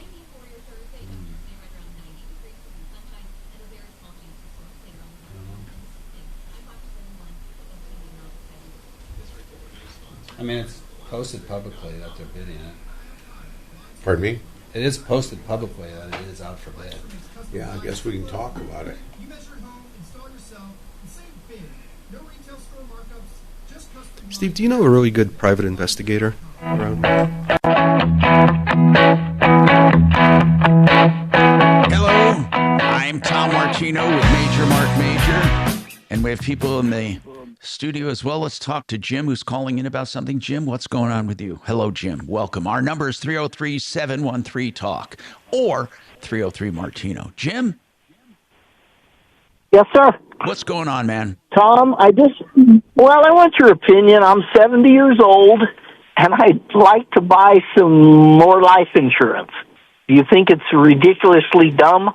Well, I'm assuming you're talking about term insurance. Whole life is difficult to get. Term will be expensive. It depends on your health, and it depends on, on what you want, how much you're going to buy. How is your health? My health is pretty good. And have you had... a typical... Go ahead. Go ahead, Tom. I'm sorry. No, I just want to know, have you had any major diseases? No. Okay. You should be able to be underwritten, but it's going to be substantially more than someone who's 30. Sure. And whole life, I'm like, well, do I really need insurance for another 20 years? The odds of living another 20 years aren't very good. Well, where I can buy term, I guess. Term for is 10 years, it's pretty cheap. I think term is the only thing you're going to get. And you're talking about level term. They'll give you a 10-year term policy on a level premium that won't go up, but it's not going to be cheap. How much insurance are you looking to buy? Well, the term insurance for the 10 years you're talking about, it's $200 a month for $100,000. I thought that was pretty cheap. Okay, it's a 10-year level term, $100 a month, $200 a month for $100. Go ahead. 200 for $100. Yeah, $200 a month for $100,000. And does it require a physical? I don't think so. Well, that's not terrible. But but what do you need what do you need the insurance for? Well, I still have a mortgage, and just in case, I guess I'd like to make sure that if I die, the mortgage will be paid for. And why do you care about that? I'm curious. Is it because somebody's going to inherit the house and you don't want them to have to pay off the mortgage? Well, something like that. I just want to make sure my wife isn't stuck with that mortgage payment. Yeah. Have you looked at a reverse mortgage? No, I haven't. That might be a better option there. Then you guys won't have a payment, period, end of story. And when you pass, she can stay there as long and vice versa. Yeah. And not only that, Mark, but wouldn't they end up with a big check up front like right now? I don't know the equity. It depends on the equity spread. They could end up with money or a line of credit to use in an emergency where they don't have to touch it. What is your house worth?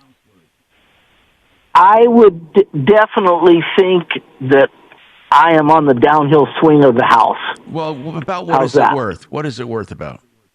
I would say 5 or 6 anyway, And what do you owe? and I owe just under 100.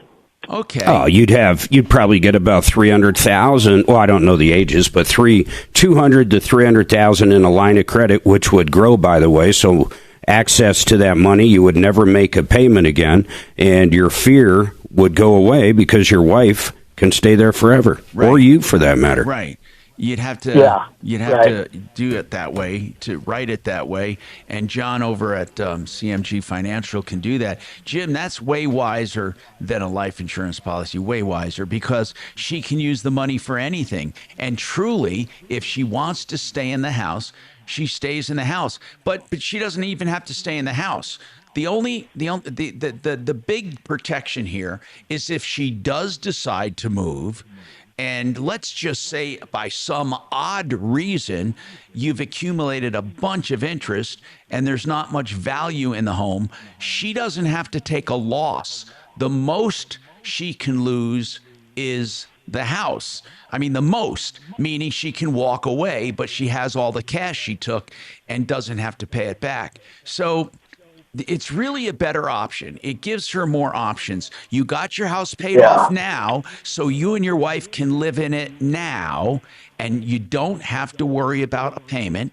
You have a line of credit you can use when you need it, and then when you pass, and you're assuming you're going to pass before her, but when either of you pass, you can make it so the other spouse stays there and can continue to stay there. How old is your wife? She's 4 years younger than me. Okay.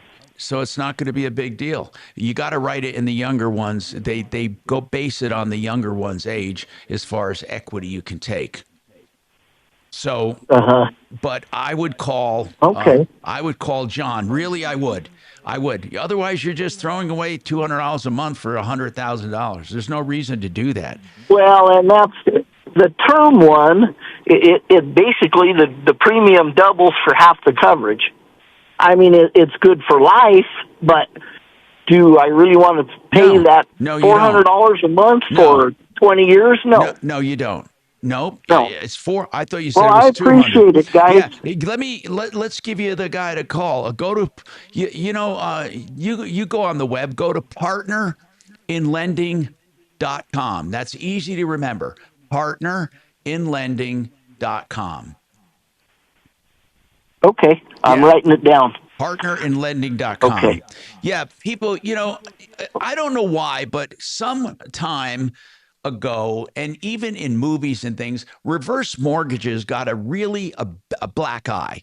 Now, if reverse mortgages are not done properly, and right now there are enough government regulations to keep them pretty sane, but for example, in the old days, they would have reverse mortgages and then people would be there at closing to sign you up to home improvements or to sell you an insurance product. Absolutely. And people would be all jumbled up and use their money right when they got it. And reverse mortgages were very expensive and people were not counseled on how to use them. It's not like that anymore. They do very sane amounts for loan to value. So you have a very good chance that it will never outlive the house. And even if it does, you get to live there.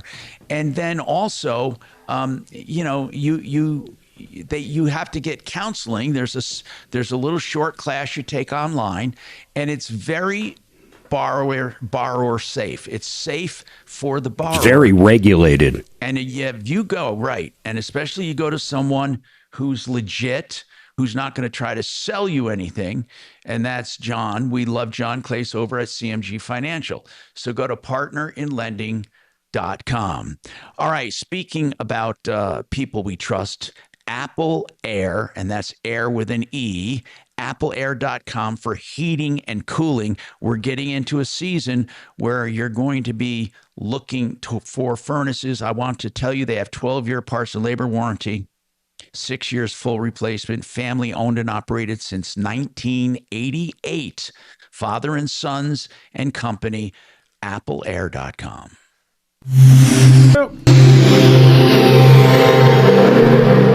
KRFX HD2 Denver. KHOW Denver. Denver's talk station. An iHeart radio station. Guaranteed human. Now, impact traffic. Yeah, we got some problems out here. The crash up north, southbound 25 near 104th in the cleanup stages. Left and center lane block with backups up past 120th. It is solid through there. And now we've got a problem on 6th Avenue westbound. The ramp coming off I-25 is closed. We've had an accident. Now we've got what appears to be a car that's on fire, burning up pretty good. It's at a dead standstill. Not only westbound, but eastbounders are getting a look coming out of Lakewood. With traffic, I'm Jonathan Steele. This report is sponsored by Blindster.com. Hi, I'm Kyle at Blindster.com. Tired of overpriced blinds? Blindster makes custom blinds simple and affordable. You measure at home, install yourself, and save big. No retail store markups, just custom blinds guaranteed to fit. Blindster.com. Hey, in this world, there aren't a lot of contractors you can trust. I'm sorry to say that. Discount Bath is one you can trust. Discount Bath means it when they say Discount Bath. Chris and his team have a great system. In fact, they know you're going to want to use them because of their great value and great prices. So they do the preliminary work with no obligation to you. They'll walk and talk the project, price out each and every item, and give you a full and complete estimate of your bathroom. No matter what kind of materials you want to use, you will get a complete price. Maybe you just want to do a walk-in shower. They do those at $9,888 fully installed. If you want to do a whole bath or part of a bath, discountbath.com. They love talking to you as well, so give them a call. First, check them out, discountbath.com. Then call 720-979-2322. Black guy ran up and hijacked your car and drove it into Oh, my God. Yeah, that wasn't long ago. What about that guy that shot up the King Supers in Boulder? Did they ever settle that deal? How are your nuts? I don't know what happened with him. I assume he pled to life in You should prison. mention that. Kelly was just talking about. Or was I don't know. About your nuts? I don't remember. That was Kelly calls you every day or something. What the hell? No, we text a lot. It is damn funny. Because our conversation drifted to how her male diving counterparts would be crippled after a whack of water. Wow. 10 life sentences. And that's all. Yeah, I don't like it. Plus I don't like 1,334 years. I don't like So Dolly. we got, I don't like that Tim. just Maybe sounds this so is the absurd. number 3. 10 life sentences and 1,334 years added onto that. The definition of a life sentence must be a week or something. Yeah, right. Holy. And I think you got a parking told ticket, a great too. story Yeah, the jury convicted him. It wasn't a about plea deal. practicing with his brother. 55. And it was vastly different what he had in mind. His brother. How many people did he kill? Try to be nice. At least 10. Try to be nicer. I think that's why the 10 life sentences. You're helping people. Be nicer. Okay. I'd hate to be a cellmate after that. No, that was. But don't they, unless even it's when like you a get something bigger like that, version, multiple, because it was don't they usually run thorough concurrent? Isn't that kind Ravenscroft. I don't know if That would be murder. specified. That would be specified. There's no general. The judge Thorough. No, but I mean, Concurrent. generally speaking, you don't think it's concurrent? It almost seems to me like it's always. He did that too. It seems You're that's a more mean- often concurrent. You're right. But I don't know Same about guy like as mass They're shootings. great. Yeah. That's awesome. Yeah, he got around a bit. My daughter was on the jury for the STEM school shooting years ago. That would have been hard. She was 18 years old. I mean, it was crazy. Which one bothers you the most? I was like, there's no way they're going to pick No an beat. 18-year-old. But that's, I guess, what they wanted.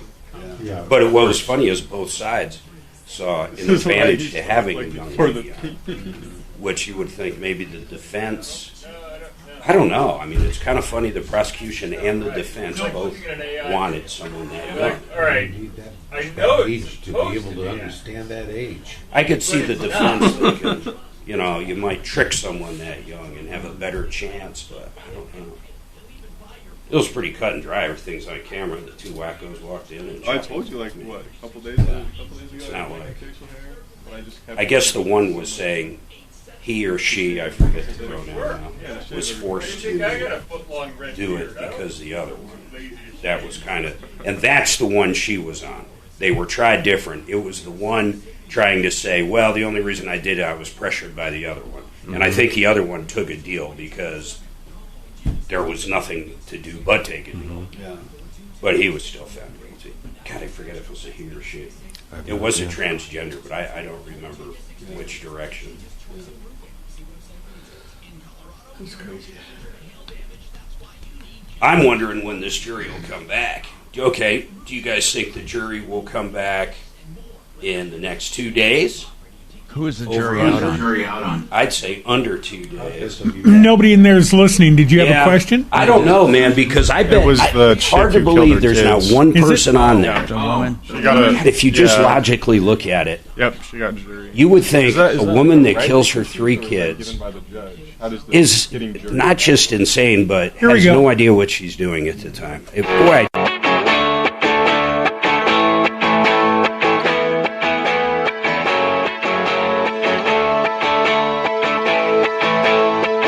Hi, Tom Martino here. Welcome to the show.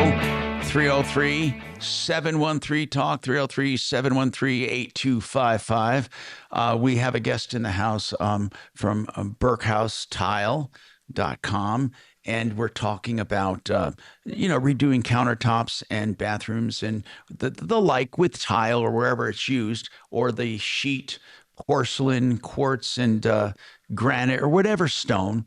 They do it all. And Dimitri, by the way, are you there? You did have, you wanted to give a background on Ameritech, who was suing a woman who claimed she canceled. I don't know why they didn't recognize, by the way, her cancellation when she said she called them to cancel. I think she said they talked her into keeping it or something. Yeah, Tom, she did contact them to cancel the contract within, as she says, that 3-day window. And instead of just accepting her cancellation and going their own way, they sent the guy over there to rescue the sale. And unfortunately, the guy did rescue the sale, and she ended up staying committed to that contract. is that could that be considered a new sale because they went back out to the house, to the residence again? Even if it is, I would certainly consider a new sale, but I think that is moot now because that 3 days. Yeah, that she lost that 3 days too. So what was really disturbing, and so the company is actually called Ameritech Construction Corporation, and they're a big windows contractor. They do business as Ameritech Windows. That's a DBA of the actual corporation. And our caller called us because they're suing her, and they're suing her for an enormous amount of money, which they got by taking the entire value of the contract and multiplying it by 40%, and then they claim that's their liquidated damages. And the reason that really stuck with me is if they signed a contract, didn't do any work, how can they possibly justify how can any contractor possibly justify 40% of the contract value as the cancellation fee? But here's what I want to ask you. A lot of roofers do that. Mm-hmm. That's right, a lot of roofers do. Let's say it's specified in the contract that there would be a 40% for liquidated damages. But I don't think a lot of judges uphold that. I can specify in the contract they owe me $1 million. Who cares? I understand that, but I want to know if they can uphold 40% liquidated damages. They're not asking for $1 million. I think it's on an individual case and how the judge looks at it as an entirety, whether or not. I don't think the judge would simply always say, yes, you can keep 40%. No, you can't. Well, if they did order products, could we all acknowledge that if they ordered custom windows and they were delivered, too bad, so No sad. question. If anything, 40% might be good then. No question. No but question. If they literally say we didn't order anything, we didn't do anything, what do you think the judge is going to say? Well, I knew we were going to have this debate internally about what's going to happen, so I looked up Ameritech Windows litigation history. Is it vast? It's vast and it's disturbing. So since 2023, now, first of all, when I logged into the system, there was page after page after page of Ameritech Windows suing consumers. And almost in all cases, for that exact same claim, their lawyer, Michael Cross, filed, it looks like, at least 10 of these cases just since this past July. So this dude is a real busy beaver. And since 23, also known as the last approximately 3.5 years, they sued Ameritech Windows, sued 25 consumers. And every one of these cases was the same 1-page, 4-paragraph lawsuit. And all of them demand the 40% liquidated damages. And so I started reading these lawsuits, and I read approximately 20 of them. And what I found was there is some commonality between all of these defendants. All the lawsuits I read, they're all unrepresented. If they do file an answer, it's a handwritten answer, and it's not a very effective one. And what I saw was that almost all of these lawsuits result in some sort of a pretrial settlement, and some of them enter into a payment plan, like that kind of a stipulation. Now, seems like more of their business model is exactly this. That's why I found it so disturbing. I mean, I don't know how many contracts they sign and what percentage this failure rate represents of their overall business, but it struck me as 40% would be like the most profitable contract a general contractor could possibly write. Right. You know what I mean? So Mark brought up, and I did too, I said, look, I think Mark and I were in agreement on this last week. I said 40% liquidated damages is a penalty rather than, reimbursement for actual damages. And I said, sometimes courts don't view that favorably. So I found an interesting case. I had to go back about 20 years in Ameritech Windows litigation history. And I found an interesting case out of Boulder. It's called Lubotsky versus Ameritech Construction Corporation. I want to let's take that, but I want to take this break so I don't get hollered at. And then it is a case that you actually found that was similar to this one? And it answers yours and mine and Mark's question about what's excessive in liquidated damages. This case went to appeal, and I have a very interesting update on how the appeals court ruled in Lubotsky versus Ameritech Construction Corporation doing business as Ameritech Windows. Excellent. Let's do that. 303-713-TALK. Frank Duran, therealestateman.com. As I said, the best of the best, whether you're buying real estate or selling. And on the buying side, they have a buyer's agent that works with you. Frank oversees every single deal, and he negotiates the best deal for you. Frank Duran, therealestateman.com. Yep. Now, impact traffic. Yeah, we got some problems out here. The crash up north, southbound 25 near 104th in the cleanup stages. Left and center lane block with backups up past 120th. It is solid through there. And now we've got a problem on 6th Avenue westbound. The ramp coming off I-25 is closed. We've had an accident. Now we've got what appears to be a car that's on fire, burning up pretty good. It's at a dead standstill. Not only westbound, but eastbounders are getting a look coming out of Lakewood. With traffic, I'm Jonathan Steele. This report is sponsored by Blindster.com. Hi, I'm Kyle at Blindster.com. Tired of overpriced blinds? Blindster makes custom blinds simple and affordable. You measure at home, install yourself, and save big. No retail store markups, just custom blinds guaranteed to fit. Blindster.com. John Fuller is unique in personal injury law in that he doesn't use a giant call center. You can call and talk to his people, and they will put you through directly to John if you desire, or he'll call you right back, and you get to talk to John up front about your case, and he will tell you what you should do and where you stand so you don't lose any of your rights. It's free of charge, and he'll discuss your entire case. If you decide it's a good fit and want to get started on your case with John on a percentage fee basis, he can get started on that very first phone call, putting his staff to work to get you back to where you were before the accident. 303-597-4500. 597-4500, John Fuller. Hey, Gravina's. Why do we love Gravina's? Well, we love heritage. 65 years strong. 50 lines of windows, multiple lines of siding and doors. 950 West Evans. We love it when a name comes together with a family from grandson, from granddad to the son to the grandson, Nick, and they have the heritage to stand behind great products that are energy efficient, beautiful, with low to no maintenance. Gravina's Windows. Give them a call, 303-GRAVINA, 303-GRAVINA, or online, gravinas.com. Yep. And we've talked about it before that it's like, well, what are we supposed to do if, like Gina just today, well, between yesterday and today, had Probably, a yeah. two-part interview. So it was like 15 minutes. That's Ross. right. And Congratulations. it down to 2 parts per air. She took the 15 minutes for me to upload, which makes sense. How many times in our career here have we heard that interview was much longer? To hear the full interview, go to, well, it's not airing. It's not getting a CPM meter. So we got to upload stuff occasionally that doesn't have CPM. So there's not like a Westwood One XPS somewhere. Tom's home today. Yeah, he's got a studio. He's got a studio set up at home. They and, may he get started it doing by that during the direct China virus connection panic, from- where everybody was working remotely. And I guess it's just so convenient that he frequently works out of there. And most of the time, I'm there with him. But, that's rough. Once or Okay. twice a week, I come here to work I'm with gonna Mark. add that to the conversation. Especially when we have guests who are invited. It's funny. I like that. God damn, good work.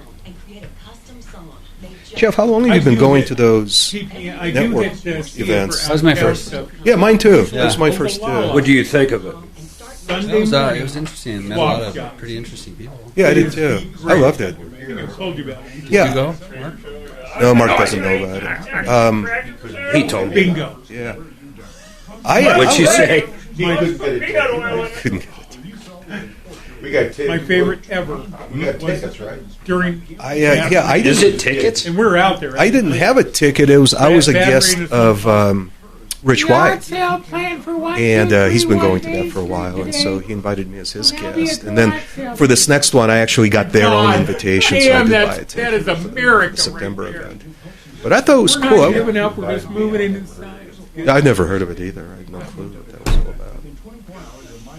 I Ah. mean, I met so many people. I didn't even get a chance to get any Ultra- food. and Not a single. they bite. don't anymore. I was there until For a years, little after they 3. played Baby Elephant Walk under the whole.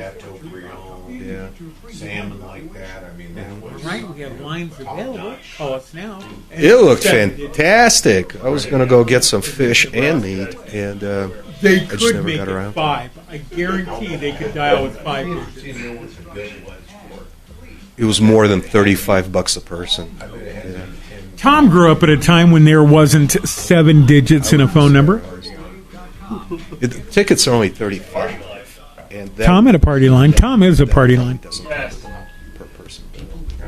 I don't think he's listening. I had a party line once actually in my life. Bring, bring, bring, bring. Where everybody had a unique ring.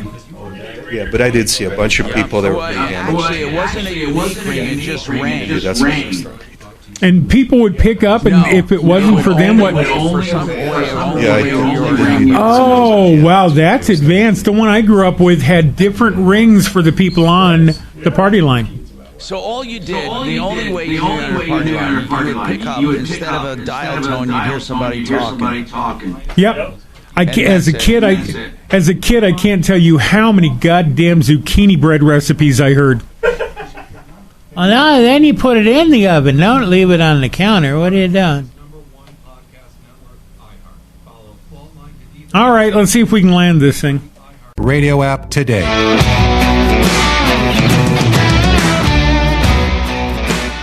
Hi, Tom Martino, your troubleshooter, 303-713-TALK, 713-8255. what's new in your life and how can we help you? You know, a lot of people, I think, they don't want to acknowledge they have a problem until it's too late. Many of them will get on social media and start talking about it and ask about something. And then often what happens is they have a problem and they call somebody else to fix the problem who also rips them off.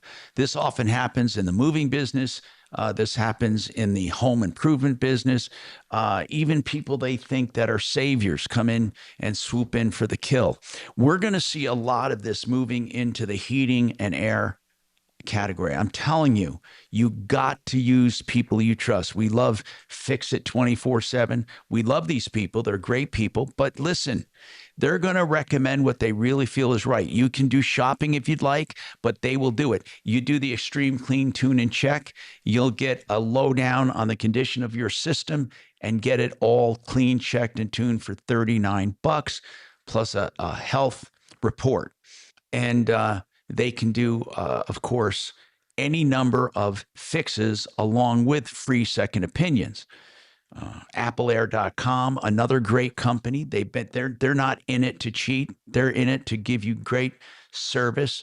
Air with an E, AppleAir.com. And then we have all kinds of service people on referrallist.com. The important thing is we've assembled this list many, many years ago. And it was for the reason of finding good people. And we constantly monitor it. Now, today we have in with us a guest that does tile, and it's Breckhouse or Breckus, however you want to pronounce it, Brekhus tile. A big company, does a lot of commercial. They do a lot of stuff at the airport. They do residential. Somebody wants to know about backsplashes. What is the trend for backsplashes? Do they do no backsplash? Do they do big backsplashes, different backsplashes, contrasting, full-length backsplashes? What is something that would be timeless? So backsplashes are all over the place, right? A lot of people do all tile in the back. You know, they'll have a granite countertop or a solid surface countertop, and then they'll do a decorative tile on the back. More trendy right now is full height backsplashes. Whatever material is on the surface goes up the back wall. That looks really nice. Yeah. Backlighting that with some Cristallo is very beautiful, very popular, but also expensive. And then even if you just had a solid surface Taj Mahal or something, and often just do a 4 or 6 inch backsplash is very common as well, with tile on top of that. So it's really up to the individual what they like, and we can provide that. I think one of the best looks is what you said, the same material that's on the counter, you put on the backsplash all the way up to the base of the cabinets. Now, is the backsplash thinner? So you don't have to have a giant, big piece on there, right? You can use more of a veneer piece for backsplashes. Yeah, and that's the beauty of the porcelain products. A lot of the porcelain products that are on the top of your countertop are 2cm, and then you can get up on the backsplash with 12 mm or 8 mm, and it's the same type of material, but going up. Unlike natural stone, if you have 3cm, if you buy a full slab of 3cm, you kind of want to use it all as much as you can. And it's costly to miter it all down. You might just end up leaving it the way it came in. But yeah, that's the beautiful thing about the porcelain. It's matching. A lot of people, by the way, that want to get things done before Thanksgiving, give us a call. I knew it's still fall. Thank you. Definitely off. They'll turn it on. Okay. Is it what? I got a good question for you. Yeah, they kicked him out and made him Tom's problem. And then we heard his doorbell. Yes, on the air. Yeah. Was I blamed? No. Ah, damn it. Because Tom knew it was Dutch. Oh. Sorry, guys, I'm a little preoccupied. We're getting ready to leave for a while out of town, and I've got 5 million things. Yeah. I see why get that. Yeah. We just got a lot coming up. We got Phoenix next week, and then a couple of weeks after that, we're in Europe for almost 3 weeks. Wow, where are you going? That trip, we're going to Oktoberfest in Germany. which is in September, so Right. don't know how that works. And then after that, we fly over to Ireland. We'll be in Ireland for about, I think, 10 or 11 days. And then we fly to go see a concert in Las Vegas from Ireland for, I think, 3 days. And back Who are you here. going to see? Tom's on. It's a guy named Brandon Flowers. He's the lead singer of a band called The Killers. It's my wife's favorite band. We've seen The Killers at least. So it's like a special occasion, this trip? No, not really. No, it's kind of over our anniversary, a little bit of it. We're going, our daughter and son-in-law are going to Germany with us, and some friends, so that'll be fun in October. Then we kind of ditch them and hit Ireland. She was a nurse herself? Oh, God. Right? All she did was hear a voice. Yeah. Where at in Germany are you going to go? So, Oktoberfest in Munich. One day we're going to go up and see a family friend of mine whose wife died when I was like, I don't know, 13, 14. They were friends of the family. The guy worked with my dad, but he had no pair come out and help him raise the kids because his wife died, and her name was Heike. So we're going to actually see her because I haven't seen her forever. So we'll take a train and go about 2.5 hours to see her and meet her family. Nice. Yeah, I'm actually kind of looking forward to that. I mean, I haven't seen her for a long time. She's been out here a few times. Doctor visit went well since you're since no we've been crutches. adults and I've been married stuff. Say that again? I said doctor went well since no crutches. She's pretty cool. And then as soon as he walks in Ireland, we're taking a tour he did a couple on of a tests. coach. We'll stay in 2 or 3 castles, which that sounds really Any questions cool. for me? And then basically see the whole place. Fucking things? Yeah. What's a coach bus? Yeah, big bus. And then so we've done that in Italy Still gotta wear the before. brace You for 2 basically more get weeks. up at 7, 8 in the morning. You generally have breakfast at that hotel, and then you hop on a bus, and then usually you're 3 hours on the bus and you get to your next destination. Then you hang out there pretty much for 24 hours and repeat. Me getting my hair cut really So you get to bothers see a me. lot. You And, walking really the one we did in Italy was like 21 days. Put like This some was purple years highlights or ago. something. But Purple it and was blue, a yeah. blast. That's I mean, fine. you I get got no to see problem with that everything. whatsoever. But Everything from it's your hair. No, right, boat but it was to so long before, system. so it's I mean, in stuff. everything. What did you find was the ideal suitcase size for that kind of? Well, they limit you, so it's kind of crazy. We're kind of dealing with how we're going to deal with that. We're going to leave It our is bigger funny, though. bags because we're doing so much around that trip. We're going to have bigger bags. But on the bus, they only allow. It's a little smaller than what I would call a large checked bag.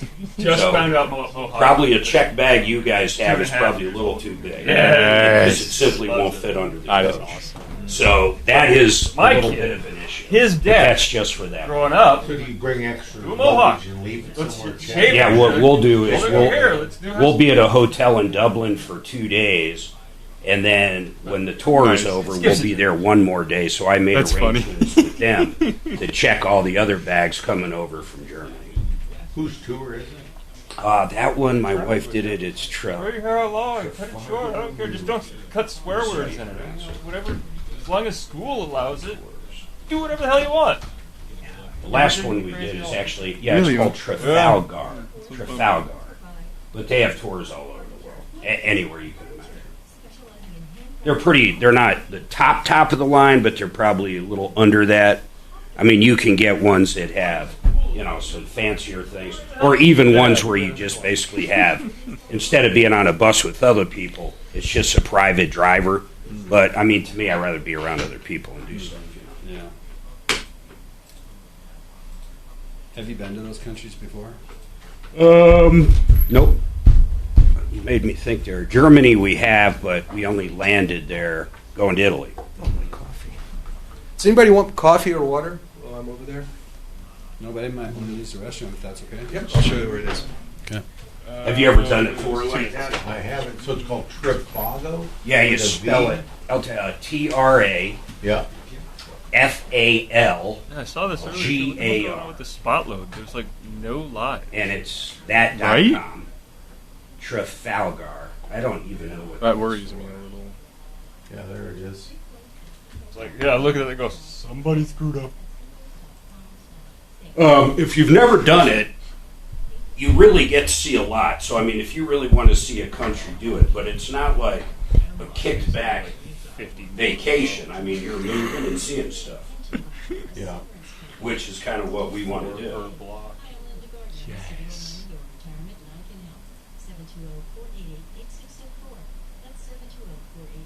Best of Italy.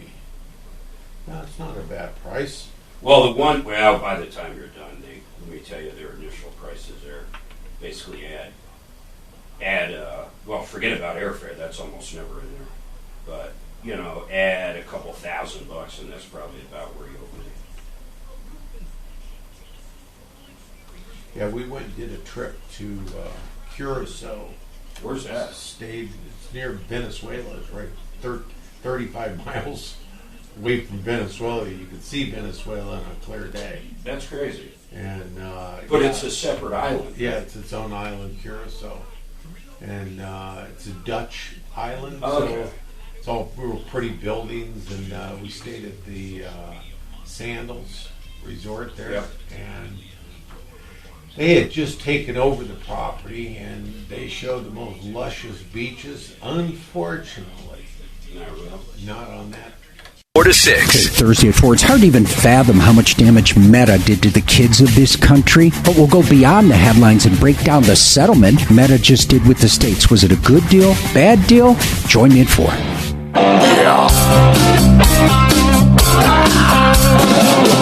Ripped off, bad news. You need advice so you don't have to lose. We'll come running just as fast as we can. Troubleshooter's gonna help the common man. This is the Troubleshooter Show. Now, Tom Martino and Major Marc Mager. We're here to help you solve problems, as we've been doing here 45 years. Major Marc Mager is back at the main studio. We have guests today, and we're talking about home improvements, especially countertops and stone. We have Breckhouse Tile in the house. Jeff is there, Jeff Breckhouse, and Breckus, and we're talking about all kinds of stone and what the stone is good for, where to use the stone.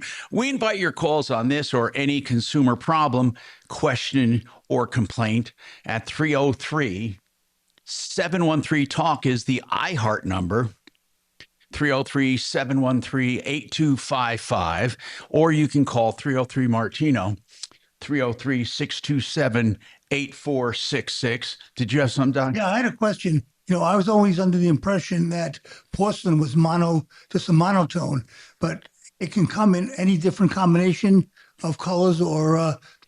Oh, yeah. A lot of people think it's just white, and it's really not. So what can you do with porcelain? Well, porcelain... this is Steve.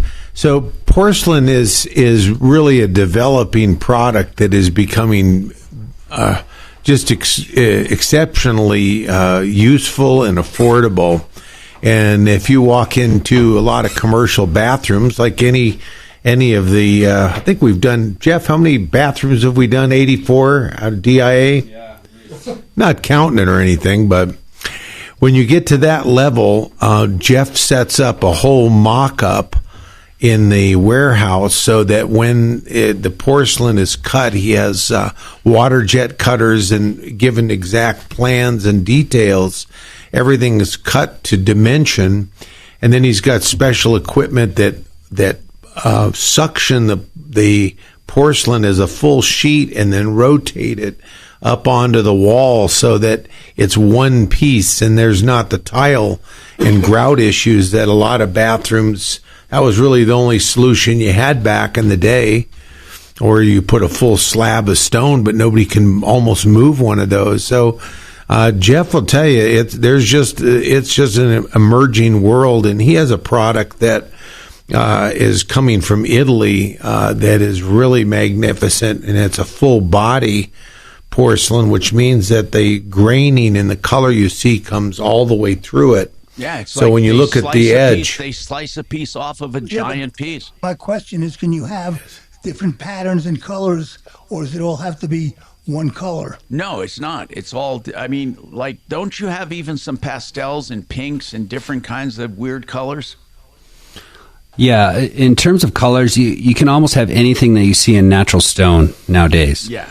So you can make White. you can make it look like granite or marble. Well, no, but it Absolutely. it has veins in it like that. That's what I'm asking. Yeah, but Yeah. but the whole idea, in my opinion, is not to make it look like other stuff, because you want the beauty of the porcelain.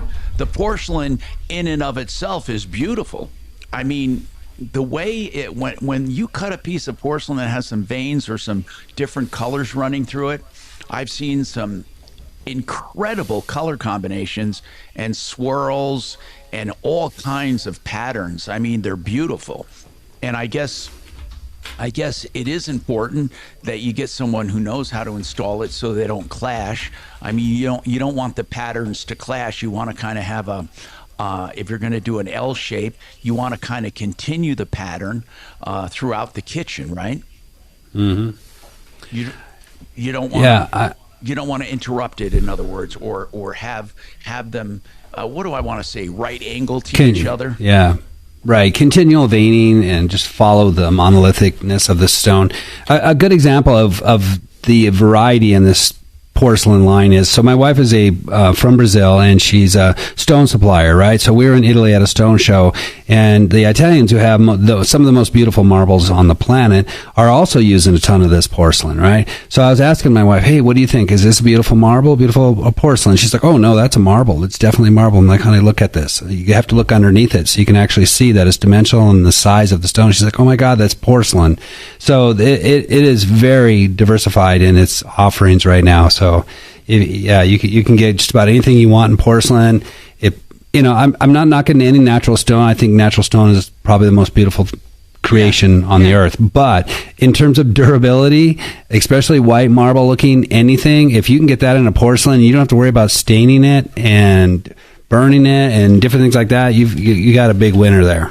Yeah, that's why they can do the cooktops with those with it. Mm-hmm. Okay, so on another note, I got a text here, Tom. You keep talking about the economy and fundamentals are looking good, even though consumers are a bit gloomy, and they are gloomy according to the Consumer Confidence Index, and they're gloomy about inflation, gasoline prices, and the job market.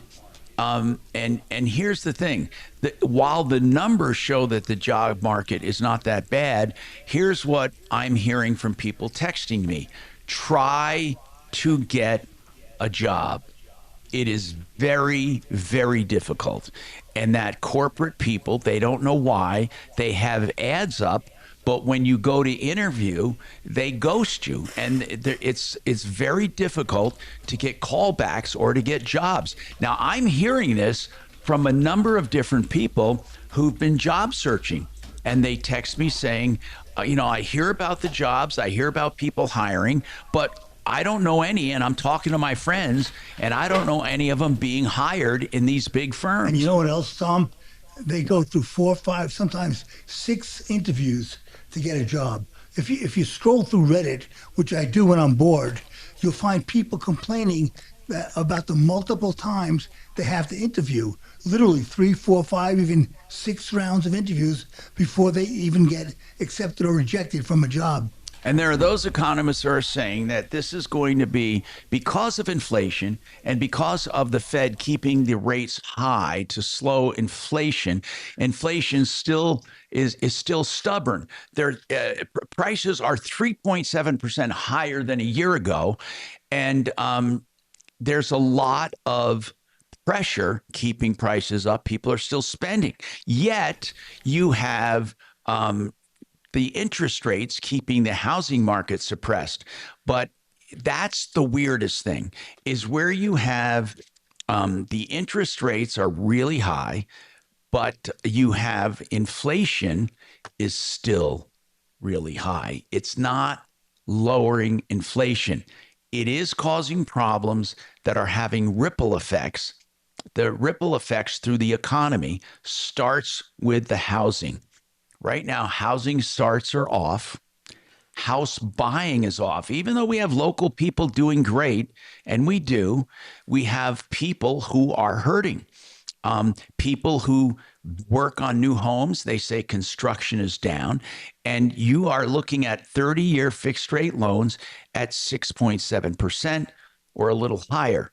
But that's like really higher than it was earlier this year and last year. But here's the thing. According to history, it's not terrible. The terrible thing that happened to us was the artificial... It was higher. Well, hold on one second, man. Yeah. It was higher in 2000.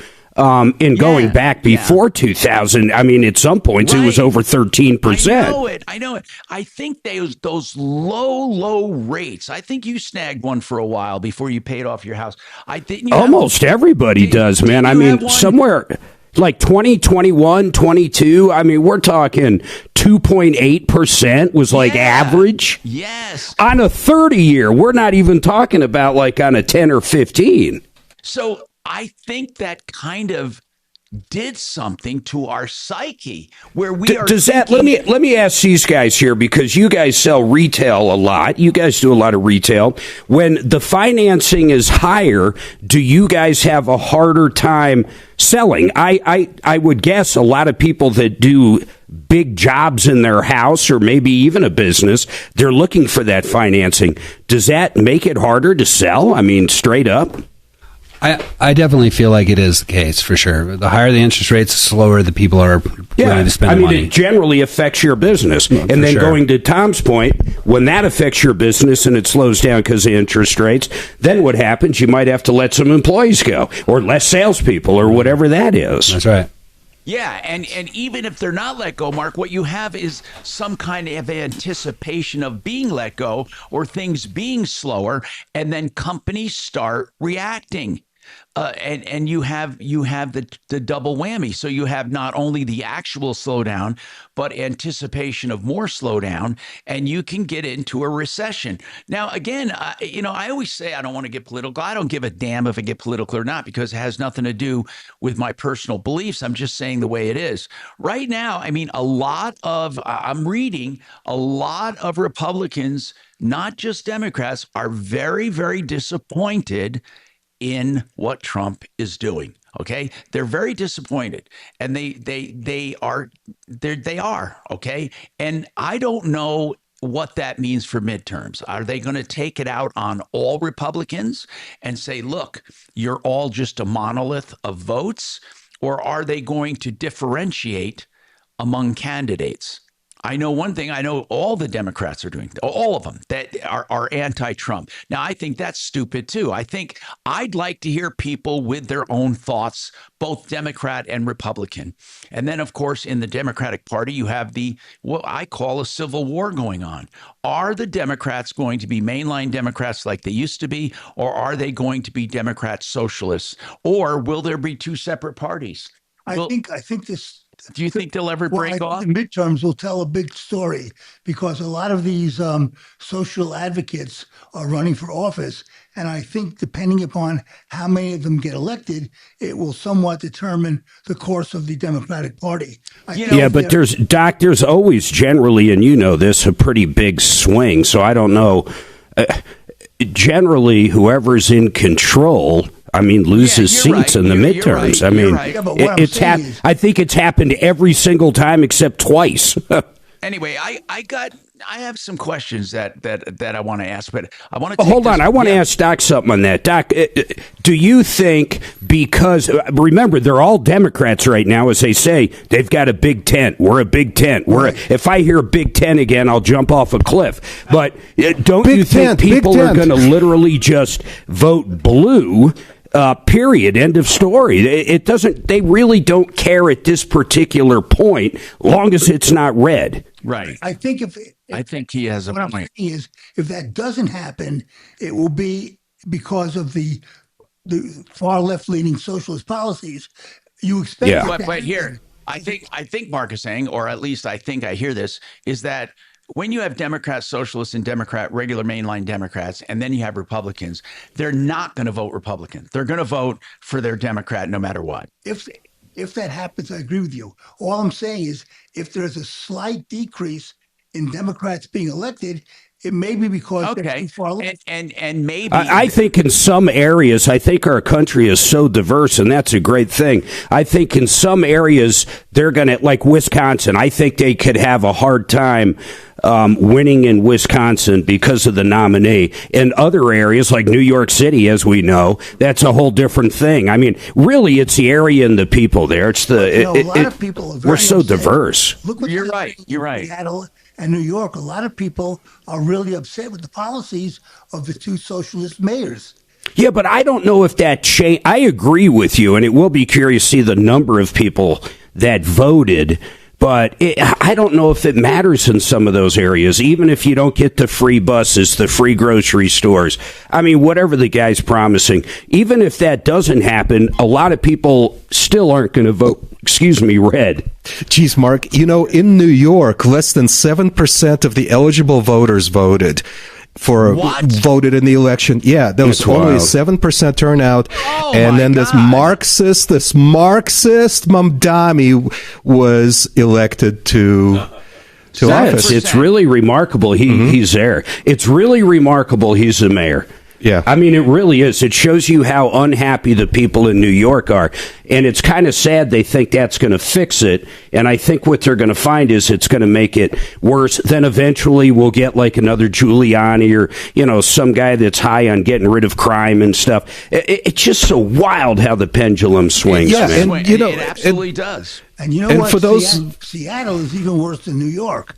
I mean, can you guys say this once again, just because of the amount of business you guys do? I'm sure your gross sales are massive, probably one of the biggest in Colorado. I mean, I don't know, but I'm not asking you to go there. When did you see, and I'm not trying for you to be political, and we'll take a break here before you answer, but did you see a difference in the economy, say, between Biden and Trump?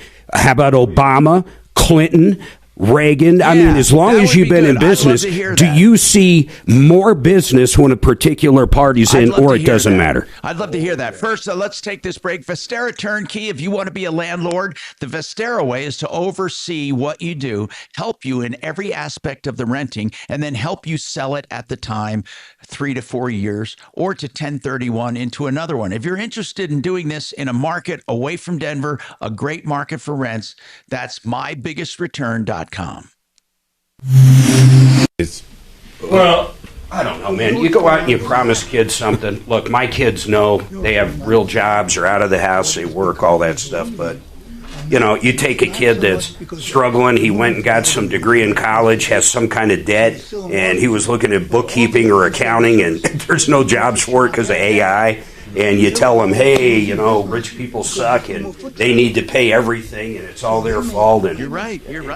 you can get why they buy into it. If they're struggling, you can get why they buy into it. Well, a lot comes down to the education we give our children when we're working all the time. Do we take them to work with us once a week? I did that with my kids. I pulled them out of school. And teacher said, you can't just take your kids. I said, I can. Absolutely. I said, I'm paying the tuition. I said, they're going to be coming 4 days a week. She said, what does your son do? She said, he's 8 years old. I said, he knows how to ring up sales. I said, he knows how to dust furniture. I said, he's learning how to drive a truck. She says, at 8 years old. I said, well, yeah, eventually he'll get the keys. I said, but more importantly, I said, he's learning how to create jobs. I said, he'll be a paycheck maker. And not a paycheck taker. Yeah. And that's what he did. So now he has 48 employees. He's 38 years old. What company does he have? Blue Chip Fleet. Oh, that's your son's company with those cars? Oh, shit, that's awesome. He started that thing right during COVID. Are those sales or rentals? Those are sales. He doesn't do any rental. Okay. Oh, that's what is it called? I'm sorry. Blue Chip Fleet. Blue Chip. And his name is Stover. And he Stover, that's interesting. Yeah, he doesn't. Almost no one knows his last name. They just say, "Yeah, Stover. Go see Stover." Yeah, you should go see this place. You walk in, it's what, 80,000 feet, two floors, 200,000 more cars than I've ever seen on that level. What are data centers building out? Do you know? Are they doing Those are tile? million square feet plus. Yeah, I know, but what are they using? Polished concrete, probably. Just concrete. Yeah. Yeah, why would they do anything else? Yeah, nobody walks in there. I was watching a And it thing would on seem YouTube cool. yesterday, Or as cool as it can. and they're talking about how they're training people in Texas to become electricians just to be able to wire a data center. Oh, yeah. You need hundreds of electricians just doing simple tasks, but the work is there to do it. And yeah, It's a lot of money, data centers. he said pouring the pad and putting the walls up, that's just the beginning. He said it's the infrastructure that has to be built. Elon he just made me think of that with data centers, but Musk was saying something interesting on a podcast a while back. We're going to get to the point where robots, AI. I gave you a couple. Thank you. It's color. Yeah, everything is made by computers, for lack of a better word. Yeah. Everything's made by them. Everything. There's nothing a human would have to do. There's no reason we would have a farmer because the robots are farming. The robots are creating their own power. They're doing everything. So what does the human do at that point? So he was saying it would be one of the best things in the world because you really don't need money, you don't need everything because everything is just done for us. I mean, yeah, would we get lazy, fat, and everything else? I'm sure we would. You saw the cartoon Wall-E, right? Yeah. That's what happened. We floating through space, weighing 600 pounds. Yeah. Watching videos on the TV. But I don't think that is so crazy. I don't think it's that far away. What would a human? The human's not going to have to fix the robots. The robots are going to fix the robots. I mean, I'm just trying to think of where does the human come in there, and not in a bad way. Because if everything is given to us, built for us, made for us, the robots build the car. There's no price in a car anymore. They simply do it.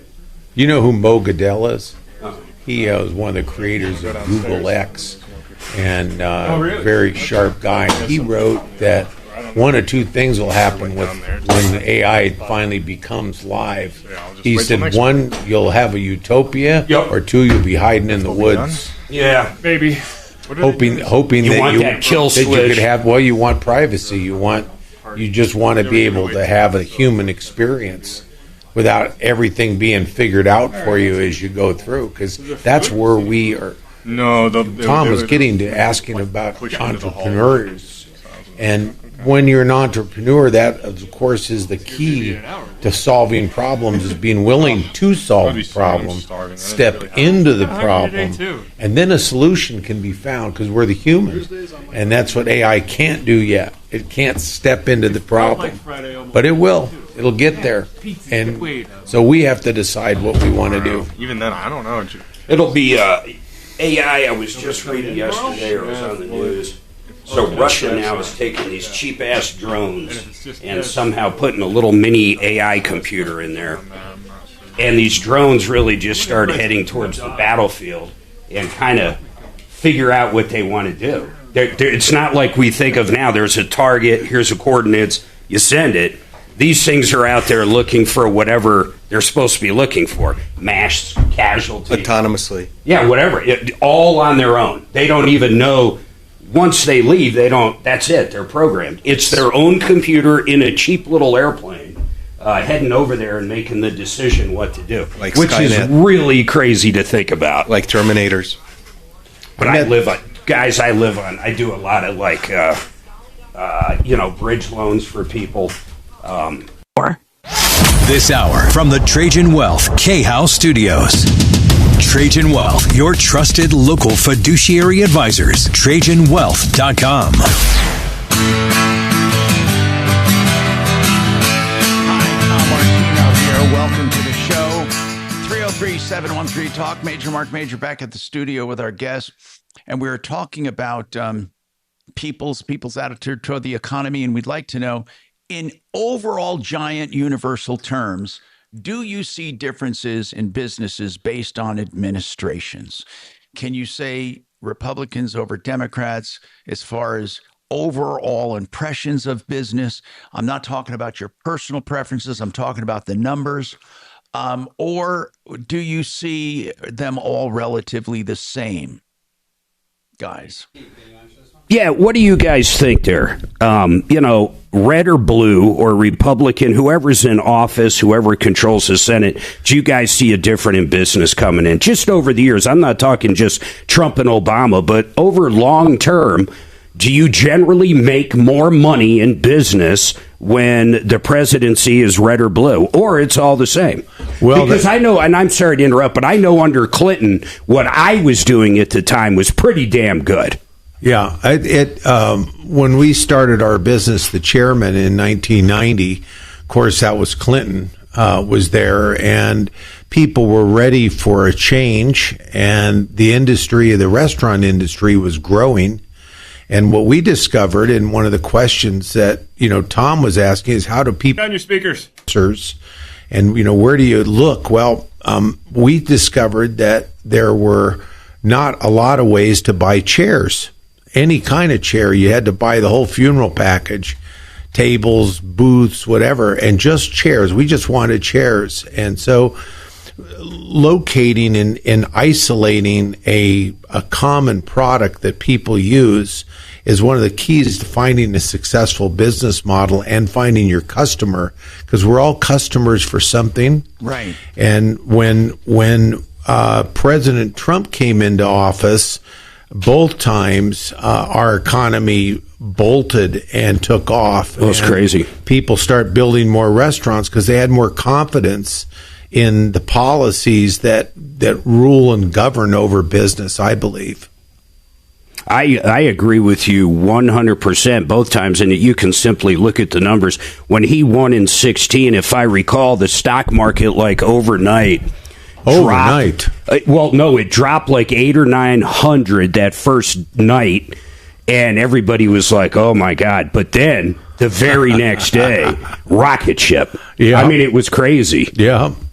It's true. Yeah, it really is. It's interesting how politics do play into it, and in our state, I spoke to a gentleman that used to own all of the Hooters here in town, and I said, "So, are you building anything else? Because there's something else I can work with you." He said, "We left Colorado." Yeah. He said, "We moved out to Florida completely." He said that the governor makes it so hard to do business. You know who just said that? And you want to talk about good jobs coming to a state, good jobs. I'm talking store managers, 225,000 managers with inside this retail. I'm going to tell you what it is in a second, 100 to 150,000. We're talking good jobs. And the CEO came out and said, I'm not going to deal with blue states anymore. Do you know who that is? No. Buc-ee's. No kidding. Yep, really? Buc-ee's. Yep, they were going to build. One blew up here in Denver. I know in Larkspur they were going to build one, and that blew up for I'm not exactly sure what reasons, but it doesn't matter.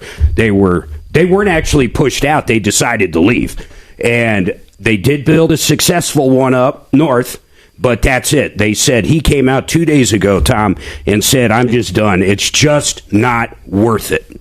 Yeah, it's very challenging to have a business. One of the things that makes the chair business interesting, and just a small segue, is that there are over 5.5 chairs for every man, woman, and child on Earth, and they are because they're old.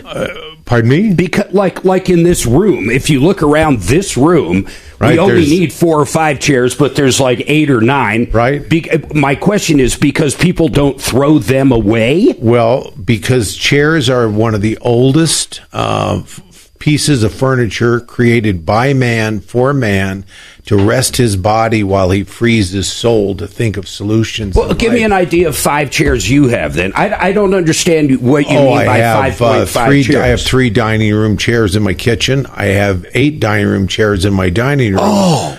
I have a chair next to my desk. I have 2 chairs in front of my desk. I get it.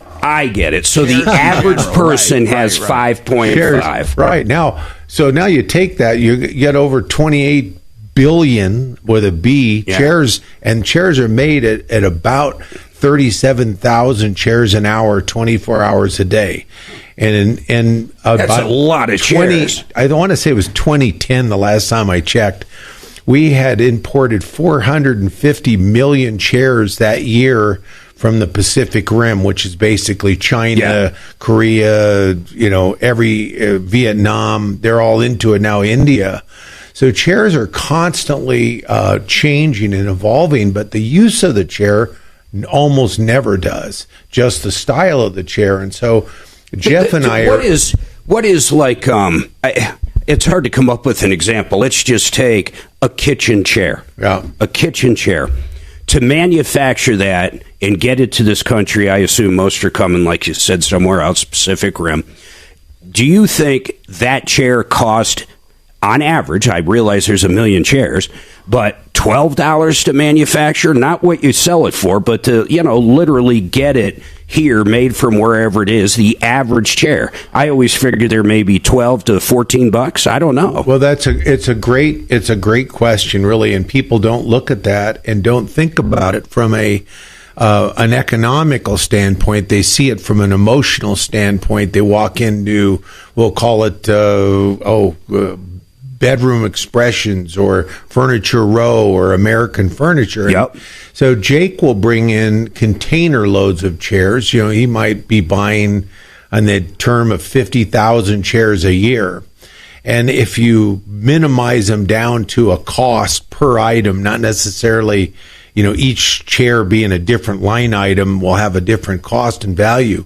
You're probably somewhere, if it's a restaurant chair, like you would see a steel chair, black with a padded seat. I see the same one of those at so many restaurants. Right. It's absolutely incredible. It's mind-boggling that people could get lost and lose sense of design, but they do.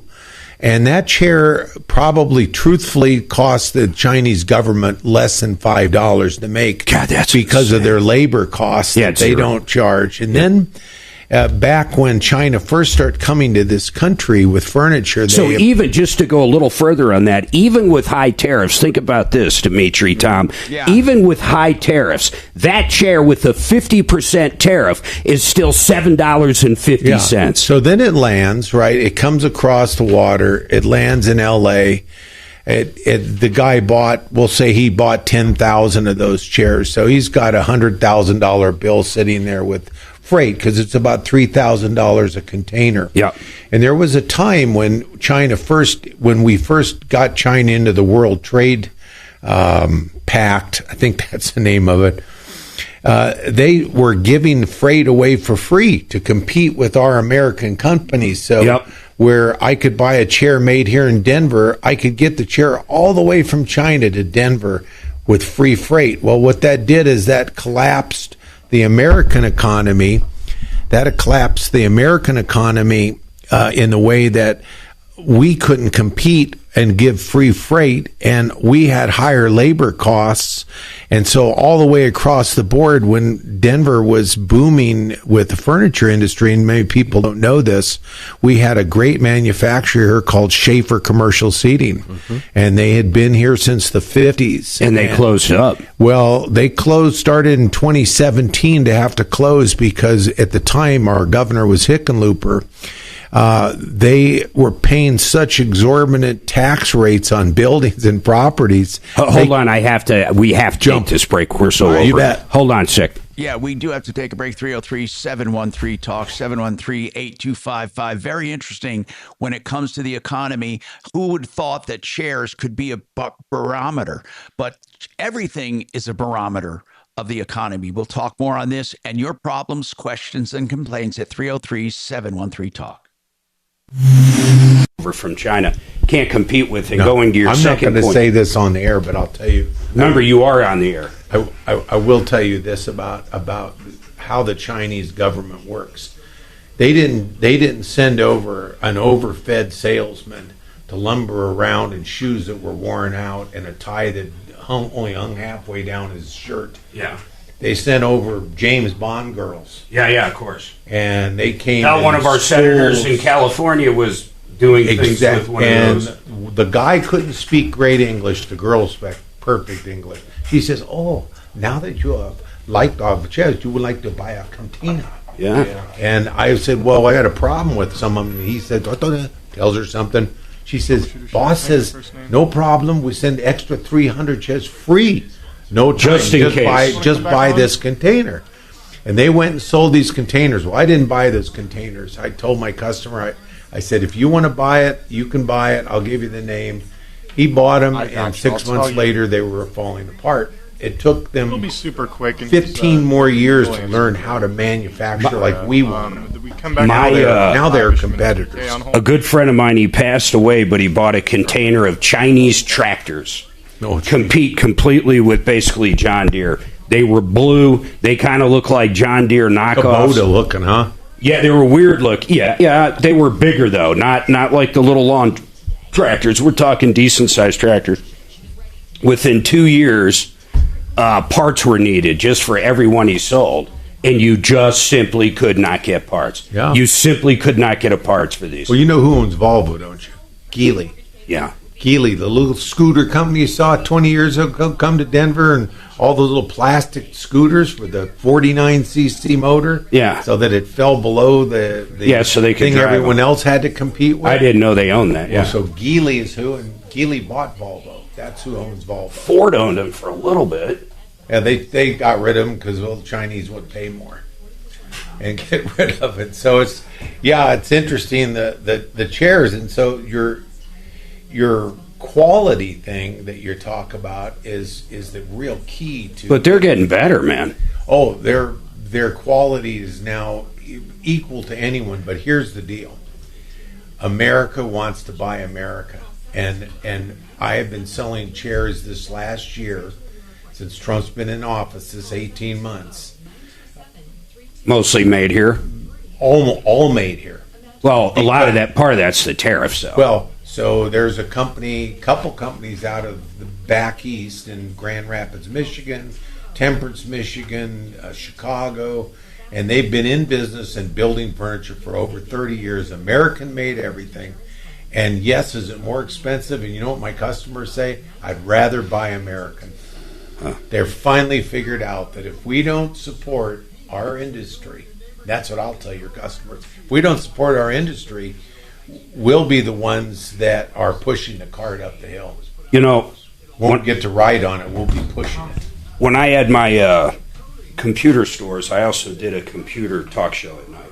Okay, and my biggest and really only sponsor by design was Microsoft. So this is like 90, 96, 97. And we built new PCs, almost like Gateway or Dell, but of course we were much smaller. I had 3 stores that looked like kind of Radio Shacks, and we built here. Oh yeah, we had Denver. What were they called? Mountain Peak Computers. So it was. Remember, lived a lot of lives, my friend. Yeah. So I'm dealing with Microsoft a lot, and we had a good time. And they would send me product all the time in exchange, but because of the scenario I was in, instead of them paying me cash, they might give me $15,000 in product each month that I'm literally selling through my retail, so it might as well have been cash. It turns into cash. And we had this conversation. It was Windows 2000 and Office 2000 ready to come out, and I brought one in, and the guy was like, we're dying over there in China because the same factories we have making remember, this is before the internet was licensing everything, and it was pretty hard to counterfeit stuff. The exact same factories that were working for Microsoft, pounding out these disks, were also making more and sending them down a black market. And they would call them a gray market product because it was legitimately the exact same thing, but they weren't making any money off of it. And I always thought that's got to be so crazy. Like Apple, wasn't it not long ago the Apple store they busted in China? Like, it was literally 100% nothing to do with Apple, but it was in multiple different malls called the iStore. And they were selling Apple products that looked just like Apple products, acted just like Apple products, but they were coming out of the same factories that they were making Apple products for. So they really were Apple products, but Apple wasn't making a nickel. If you ever look up how they shut down those retail stores in China for the Apple stores, it's crazy. Entire How they stores. actually did that. How they were able to the government come and arrest everybody and just take? Well, how did I'm sure at one point Apple found out, and that's how that happened. But can you imagine, like, opening up a P.F. Chang's, going to the restaurant business, just opening one up in Nebraska, and that's it. You have nothing to do with them. Don't pay a royalty. Yeah. You're doing your own thing, but you copied their logo, their restaurants, their seating, everything. That's what they did. Anthony's Pizza in Castle Pines. Yeah. Hasn't been Anthony's Pizza in Castle Pines for about 4 years. I didn't know that. And so the people just kept operating it. And Tom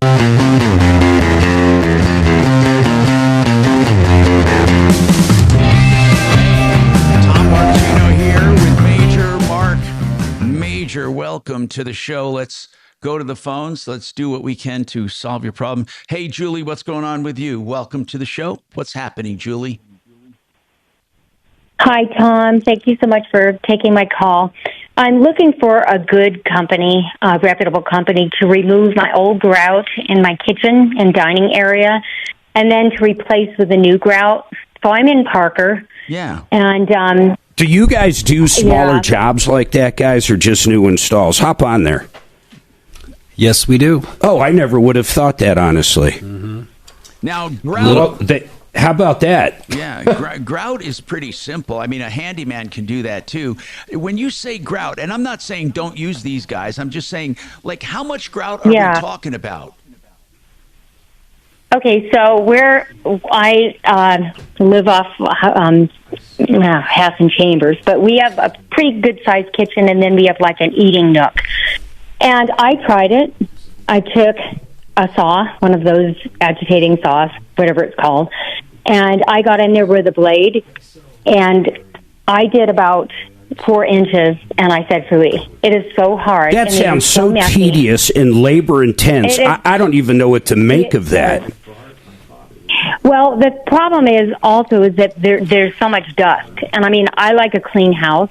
So hey Jeff, it's right explain in the how center that. of my nice house. Explain how a project like that works, and I mean this. I have no idea. Is there chemicals that can remove grout? Do you have better machinery? I mean, she's talking about she gave it a little bit of a go and was like, "I'm done with this." Before he answers that, though, I need to know something, Julie, and then this will be a better answer. Julie, are you changing it for the color because you want to change the grout, or is it deteriorating? No way. It is. I cook a lot. And so all that grease has laid down. And I mean, I've tried grout cleaners. I've tried everything. And I cannot. You want the same color grout. Lift it. The same color grout. I don't care. I'll go with the same color grout. I just need it clean. Okay. You know, if I look if I'm just looking, it looks so dirty. And I like a clean house. So that's my problem. Jeff? Okay, Julie, I think you were on the right line. You definitely want to get the old grout in, get the new grout, old grout out, new grout in. And the orbital vibrating machine that it sounds like you were using is the right one. It has to be accompanied with a vacuum, and you have to have some with some high vibration to it so you can work the old grout out for sure. And probably someone that's done it 1,000 times. Yeah, yep, exactly. So that can be done. This is something that we do. There's a lot of different grouts on the market too. So if you're doing a lot of cooking, you got a lot of grease. There's this FA material for fine aggregate. There's these epoxy resin grouts. There's seal coats that you can put on top of a sanded grout once you get it in. But all of that can be fixed. The question is, what size tiles it is? Is it like 12 by 12, 12 by 24? Is it tiny little grout joints? Are they wide grout joints? Just basic 12 by 12. Mm-hmm. Just 12 by 12. And it's, 12 by 12. Nothing fancy, but... Is that something, Jeff? I know a lot of companies don't do this, but if she is there a way to email pictures on your website or something for a quote, or you guys are always going out to location? No, we'd start with that for sure. Just text over some photos, email some photos over, and I can give you an idea what we would do and how we could help and some of the costs involved in that, and take it from there. I love the fact you said that. We got a plumber on referral list that you can take a picture of, say, a toilet with a wax ring or whatever, send it to them. They're going to be like, "Oh, it's going to be $200." I love that. Yeah. Okay, so where do they start then? Where is the place they send it to, or should they call first?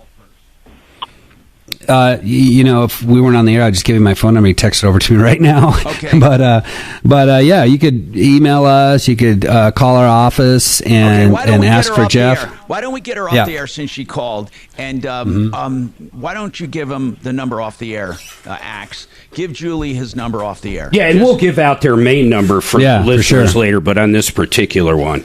Yeah, just for this. Yeah. Hey, I want to ask you something else too, man. So I realize a commercial job, especially something kind of newer, where they can shut everything down and let you guys get in there with a huge crew and knock it out. I understand it's a lot easier than going into someone's house and changing up their lifestyle for a few days. Right. So I get the differences, but generally speaking, in your industry, not just you, but what you know about your industry, is commercial projects generally, let's say per square foot or however you do it, quite a bit less, just a little less, or about same price? Yeah, I would say pretty much the same price.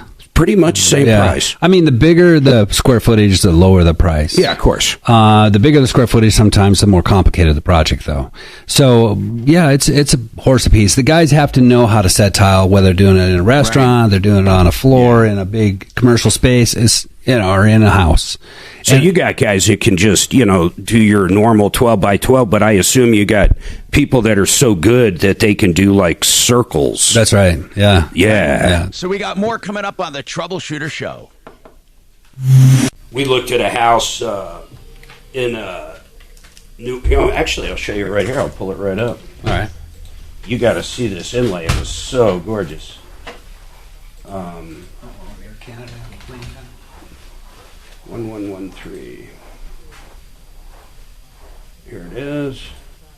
So we've been back and forth. We're kind of in a bidding war right now, but look at this inlay. Let me think of it quick. This guy's a good We got a call for you on the air. Adam. So hopefully Adam will put it on. Mark, was I supposed to give Jeff's number out or to the person? To her. Or to the company? Because I thought I was getting. That's up to him on that one. Okay, is Jeff out there?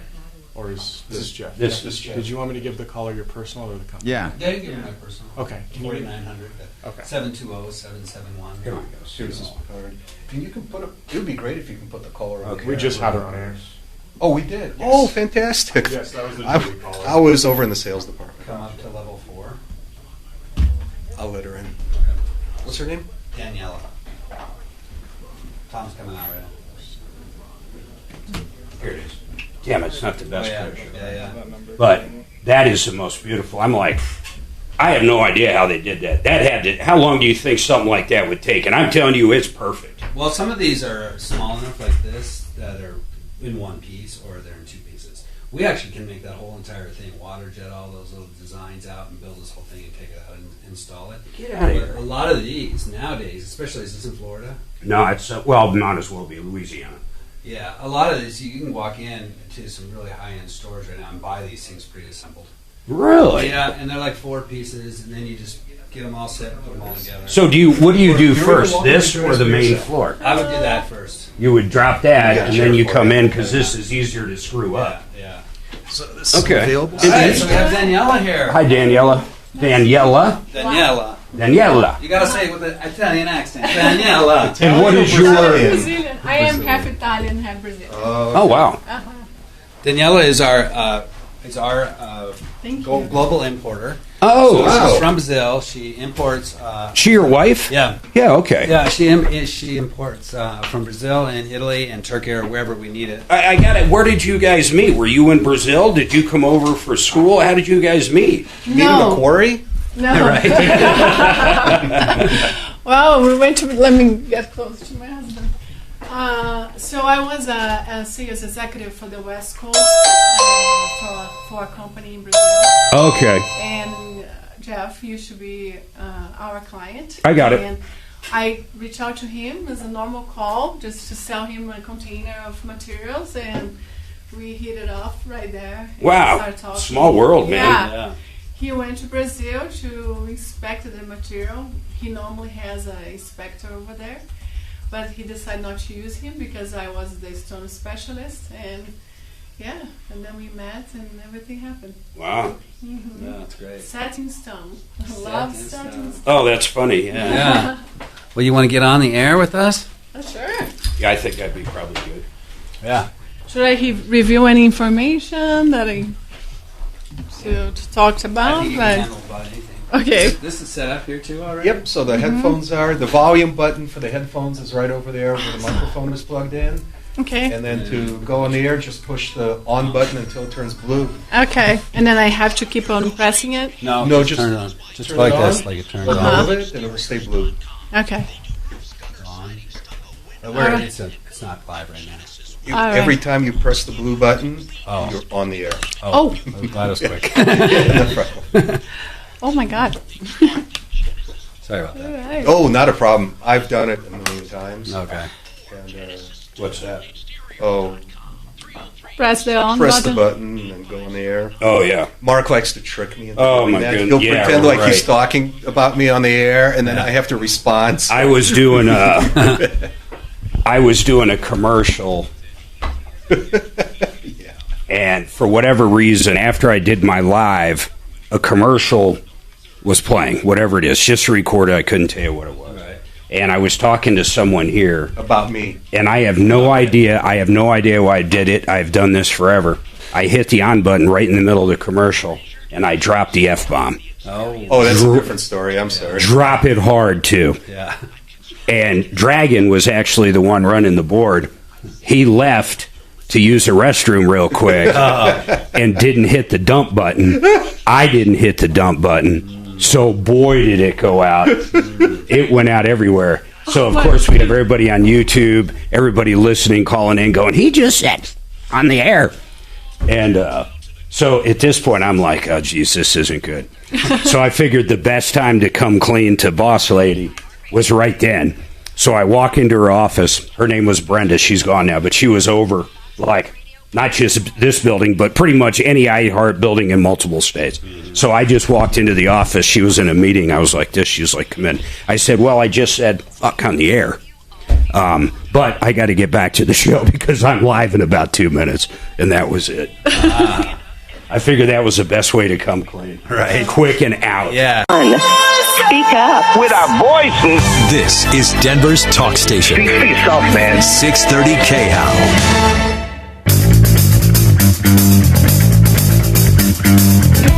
Hi, Tom Martino.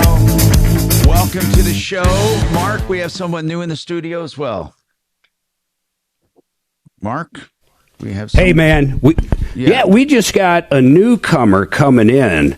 Let me see if we got her information up. Someone put her info up for me, please. Daniela, is In it? fact, Jeff, Daniela. But Jeff, kind of talk about what Daniela does. She's the one that's going out there and finding these containers of different stones and material for you. She's basically your importer. That's correct. Yeah, Daniela is our global. That's correct. Yes, and Daniela is our global sourcing importer. So. We're working on some projects here in town, even massive ones, like the Four Seasons in Cherry Creek, for example. This is a product that's coming out of the material is going to be cut in Brazil and shipped over here, but it's a and you're from Brazil. That's right. So you knew, I didn't even realize this. Brazil, there's a ton of stone there. What kind of stone? Yeah, quartzites, granites, marbles. Everything. Yeah, everything. I had no idea. Yeah. So, and you know how to source that?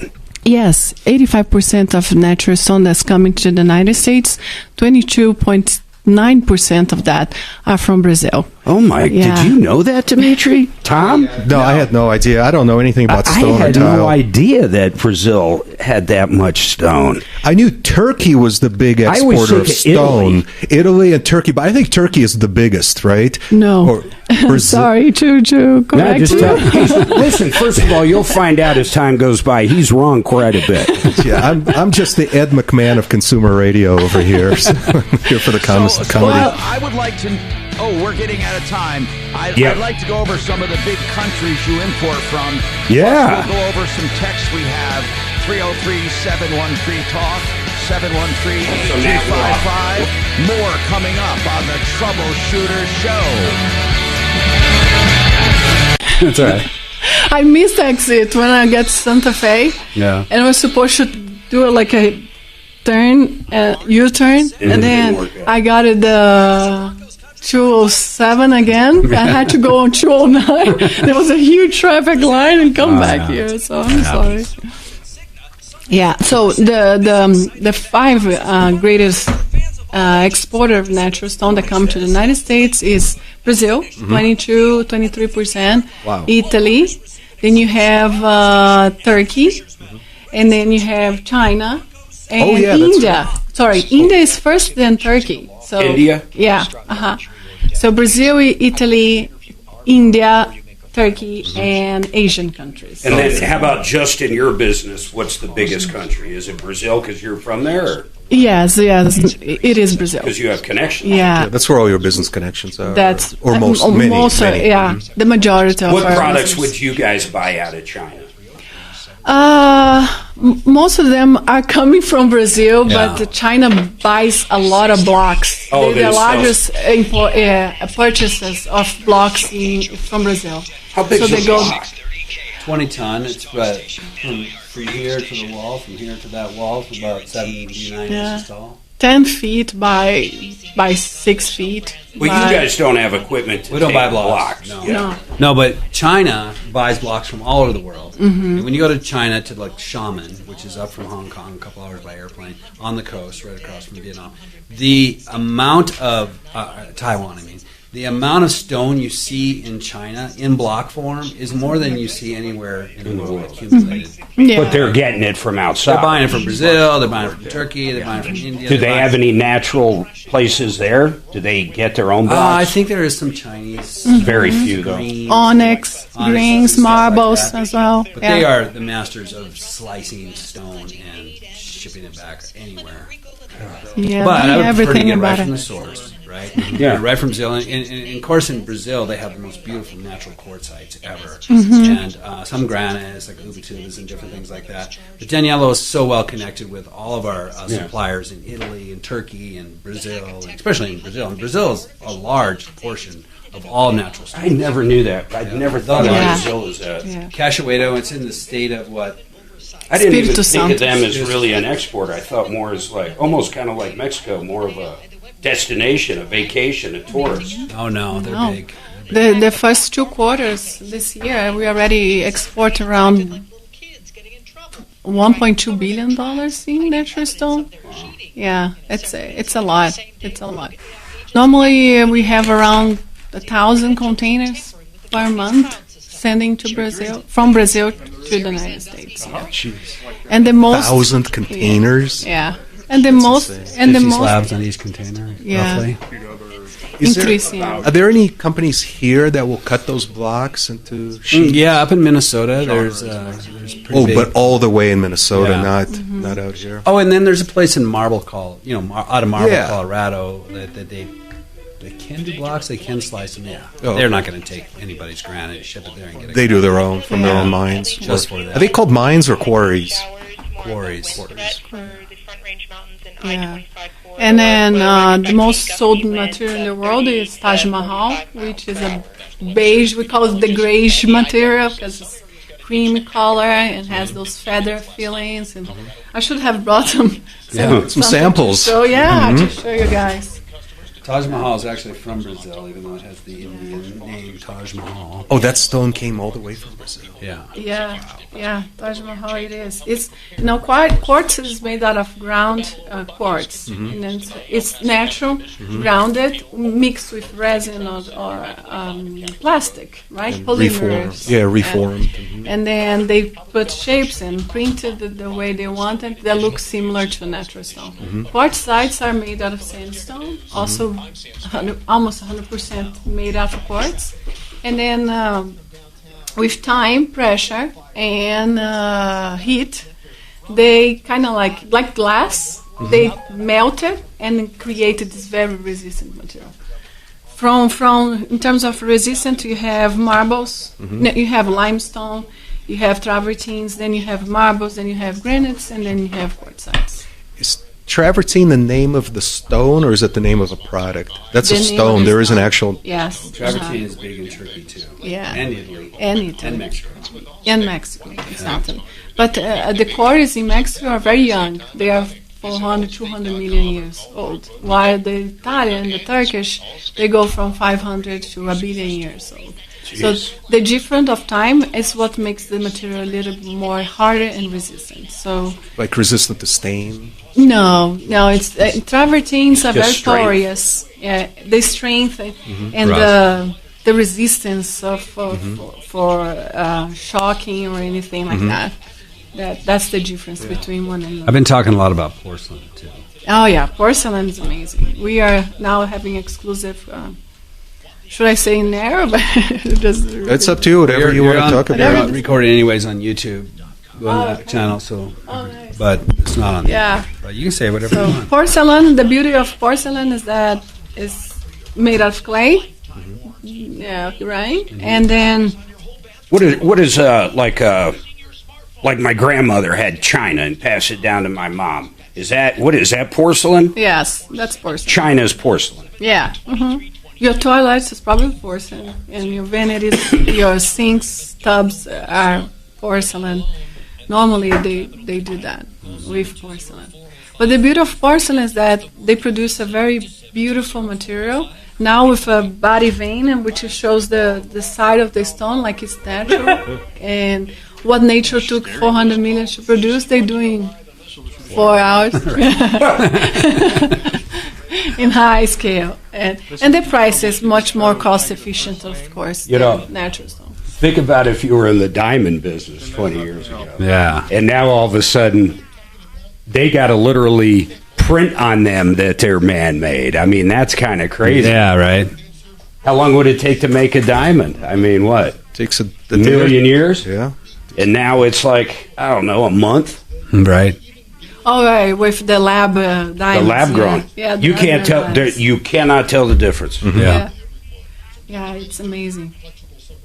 Just the person that buys it knows the difference. Because the We- price is completely different. We looked it up and we had a conversation. You couldn't do it to make money, but you can actually make gold. No.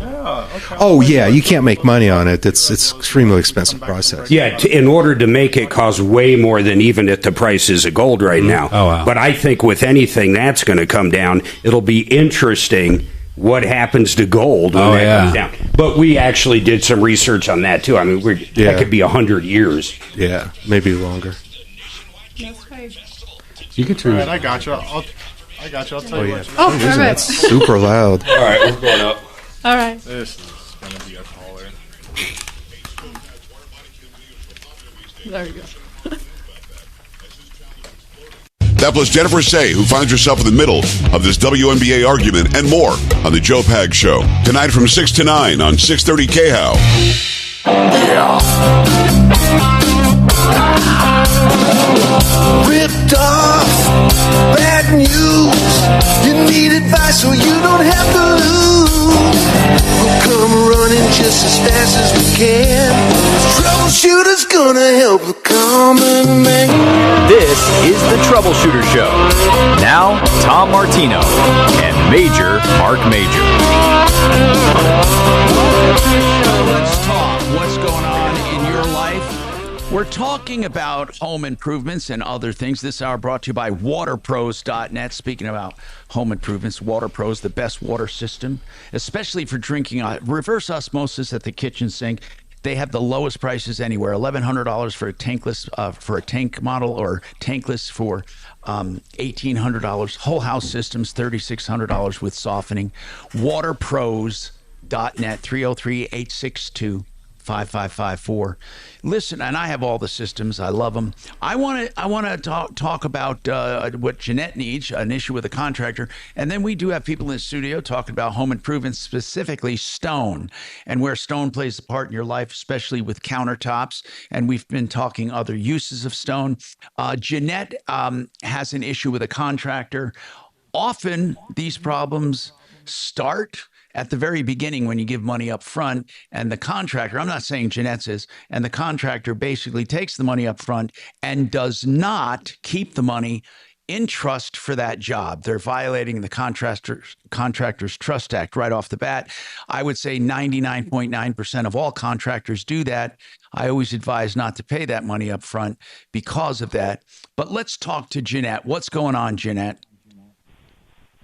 Well, thank you so much for taking the time. I just appreciate that.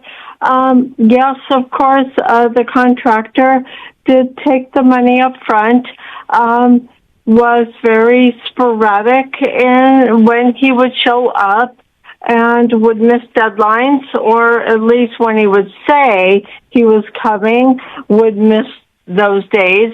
And right now my property looks like a bombshell. What was he There doing? What are was the contract for, everywhere. Jeanette, what was the contract for? Yeah. Let's start there. What was it for? Oh, To do what? Sure. Okay. Being specific, it was to move sprinkler heads, improve performance, new sprinkler heads and placement, new sod, flowers, and that was pretty much the rundown. Replacing sprinkler heads, updating the placement, sod, and flowers. And what is done right now? Turn down your speakers. Much. I can't even tell if the sprinkler system is working. The box Okay, is do raining. you have flowers? Do you have sod? No, nothing was delivered. No receipts for anything. So how much did you pay so far? $6,800. And you paid that all up front? I did, unfortunately. Okay, but I don't understand it. Where is he? I mean, he did the sprinkler part, right? He moved the heads and added some heads, right? Maybe to the front, but the back, there is a line that is completely pulled out. He requested more money, and I said no. And he said he was going to file a lien against my property. Well, how much? Wait a minute. You already paid 68. Do you have a signed contract? I have a commitment, yes. And so signing, not really. But yes, I have a contract from him. Well, you said it's not signed. He didn't sign a contract? What does she mean by commitment? I don't know. Well, commitment as far as an email contract. There is no email contract. That was his. Okay. So, Right. So you have That's an what he email. did. You have an email. You don't actually have a contract. I don't have anything in print. You're correct. And what is the name in the email? Does he say? Does it look like a contract? Does he say what he's going to do and how much you're going to pay for each thing? And how long ago did this happen? When was the last time he was at your place? Sure, of course. Yes, I have an email. I do have text messages as well. So we were having a dialogue. When did you hire him? When did you hire him? July 30th. July. Okay, in July. Okay, who is he? CD Landscaping. CD. And how did you find CD Landscaping?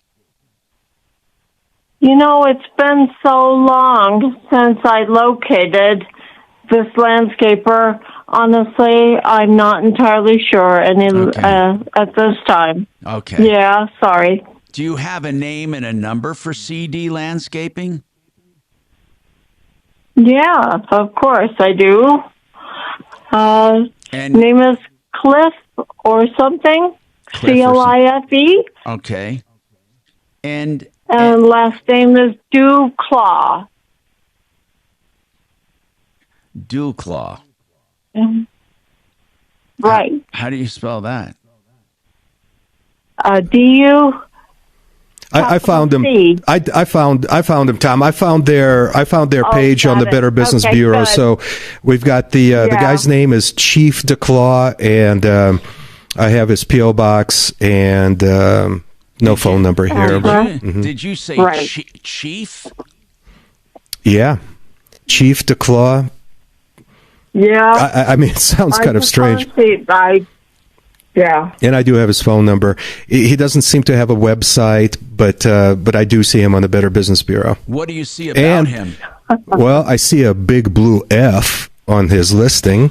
God, that's next to Right. impossible. I know. We've had accountants in federal prison with A+. What do you have to do to get an F? And Tom, if I may just interject something real quick. Jeanette said that she doesn't have a contract, but she has emails and texts. She also has performance by chief, and she also has a payment. So my position is she absolutely does have a contract, even though it might not fit on 1 or 2 pages like we prefer to. But yeah, there was a contractual obligation on both of their It parts. just seems to lack a dollar amount, though, at least for a total project. Well, how did she come up with the $6,000 payment? There must have been some kind of an invoice. Yeah, what was the total supposed to be? Email. Email? and the What the hell does that contract. mean? Jeanette, how much was the total for the job that he quoted you? I think she paid 68, but I don't know what the total was. What was the total? Well, that's really interesting as well because the contract that I have is like 6,300. Well, the rest must have been a the tip. other 5? I'm not entirely sure how that happened. Jeanette, it sounds like you're not entirely with it. Did you trust this guy totally or something? I thought he was reputable. I thought what he was saying sounded right. I did my research as far as sprinkler installs, as far as an average, as far as that. But you never researched him or got recommendations from Not him. Well, I didn't find the. We got to take a break, but let's call him. Axeman, get the guy's number. Let's see if we can't get his side and make heads or tails of this. I still don't understand what needs still to be done and why he's threatening to put a lien on there. He's threatening because he says he's owed more money, Mark. And what was done, according to her, were sprinkler heads. He did not do the sod or the flowers. And she say he's not done. He wants more money. She said no. He said, I'm going to lien the place. And that's where we left it. So let's see what happens right after this. It sounds like he also.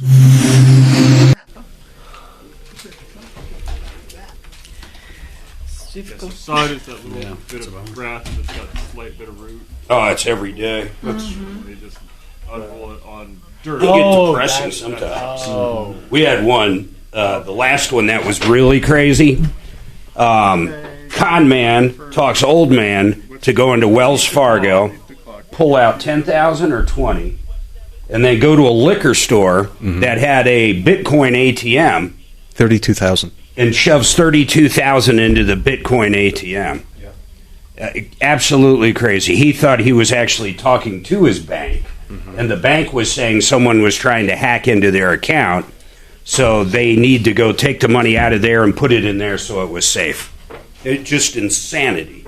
Oh my. Yeah. What is it?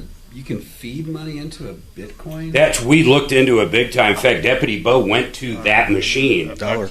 Yep, or $1. You can literally, on the Bitcoin, you can put money in there and put it right into whatever Bitcoin account you want. You could pay somebody by Bitcoin, whatever you want to do, yes. It'll suck down $32,000. And they're all in like these seedy liquor stores. Oh, they're all, yeah. And in crappy gas stations. That's where they put these Bitcoin machines. Why is that, huh? Whoa.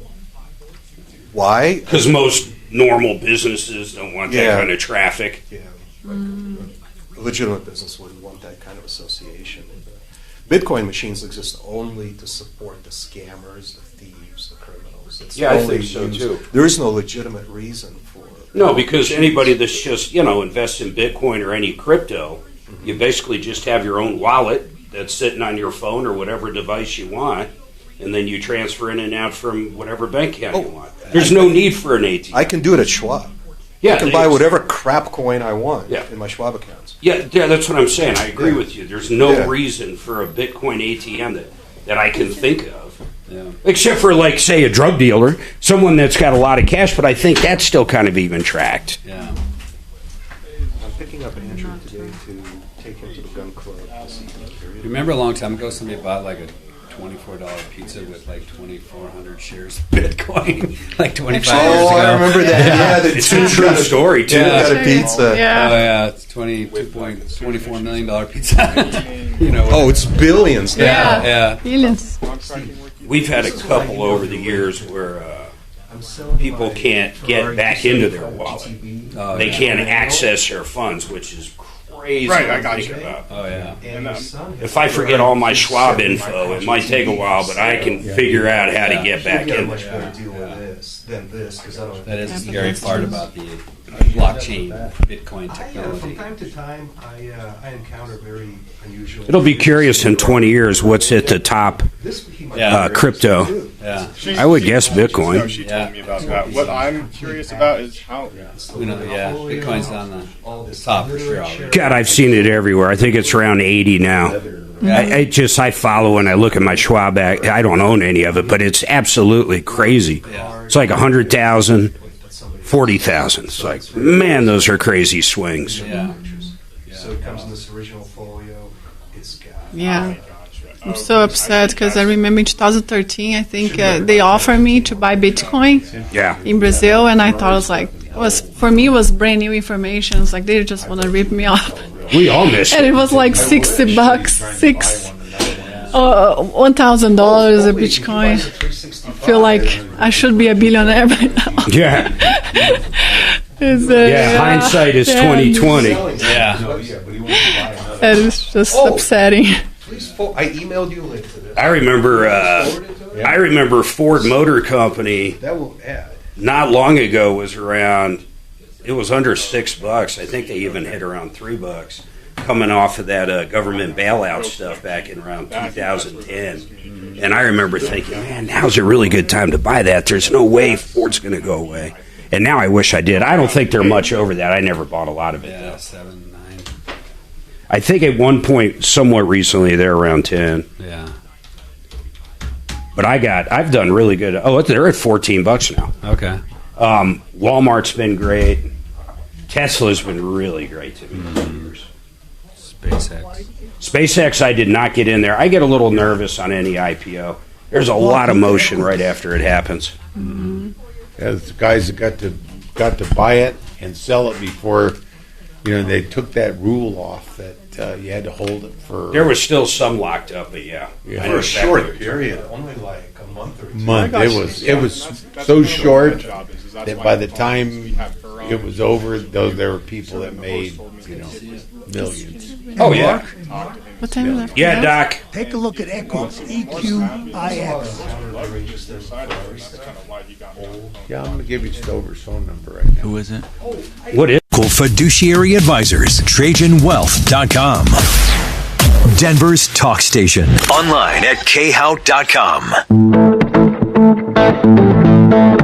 Hi, Tom Martino here with Marc Mager. We have a comment from another landscaper about this call from Jeanette. Jeanette called and said, I don't really have a contract. I have some things in writing. Not sure if it's all the elements of a contract. Got some emails. I didn't have the total price in there. There was something about $6,300, but I paid $6,800. I don't know what it mentions. Does it actually say that Chief Duclaw is going to do the heads and the sod and the flowers? Does it mention those 3 things? Does it mention, Jeanette, those 3 things? Right.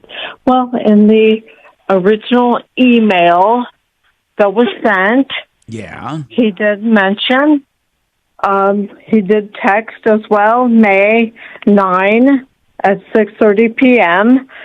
Hi, replace 17 sprinkler heads and 7 more heads to correct spots. $1,275 total cost for labor and materials. So I think we are. Then what about the sod and the flowers? Right, exactly. I'm trying what to does- locate that for you as well. See, we have a cockamamie deal here where I don't know what she's got in writing. Bob, what was your comment on this one? Go ahead, Bob. Well, I don't know what part of town she lives in, but I can tell you right now, the fact that he didn't even give her a contract tells me he's a fly-by-night guy. But I would be honored to go out there, meet this lady, have her show me what he was supposed to do, look at what he's done, and then give you a report and her of what should have been done. You know, what it would cost to really do it. And all that. You know, I love helping your callers. So if she wants me to do that, there's no charge for that. All right. What part of town are you in, Jeanette? I'm in Arvada. Okay. I grew up in Arvada. I did try to work there. Okay, so what we're going to do, Bob is one of our experts at LEM Landscaping, and what I want him to do is look at your job and analyze what was done and what needs to be done, and you can show him your emails or your text, okay? Sure, absolutely. And thank you, Bob, for your time. You're very welcome. I love Tom. Tom, we get a lot of business because of Tom and the referral. But I started landscaping in Arvada, so I know there's something wrong. Just on the fact that you paid him $600 to $800. I've got to come and look at this for you. All right. So hang on. Thank you, kind sir. And Axe, would you get her or give Bob Jeanette's information so we can hook those guys up? Thank you very much. Yeah. Hey, Axeman, what did you find out over there, sir? Yeah, that guy is a piece of work. What happened? He's a piece of work, is he? I've been on call, I don't know, probably 8 minutes, and he's denying everything she's saying that she's in the wrong and that they're in the right, but he refuses to come on air, saying it's just going to be a bad image on his end. Oh, it already is. That's he doesn't get that part, though. Wow. I mean, the guy just... Did he tell you anything like she owes? I mean, anything that's got to do with the job? He said she just needs to finish her bill and that he'll gladly work on the rest of the property.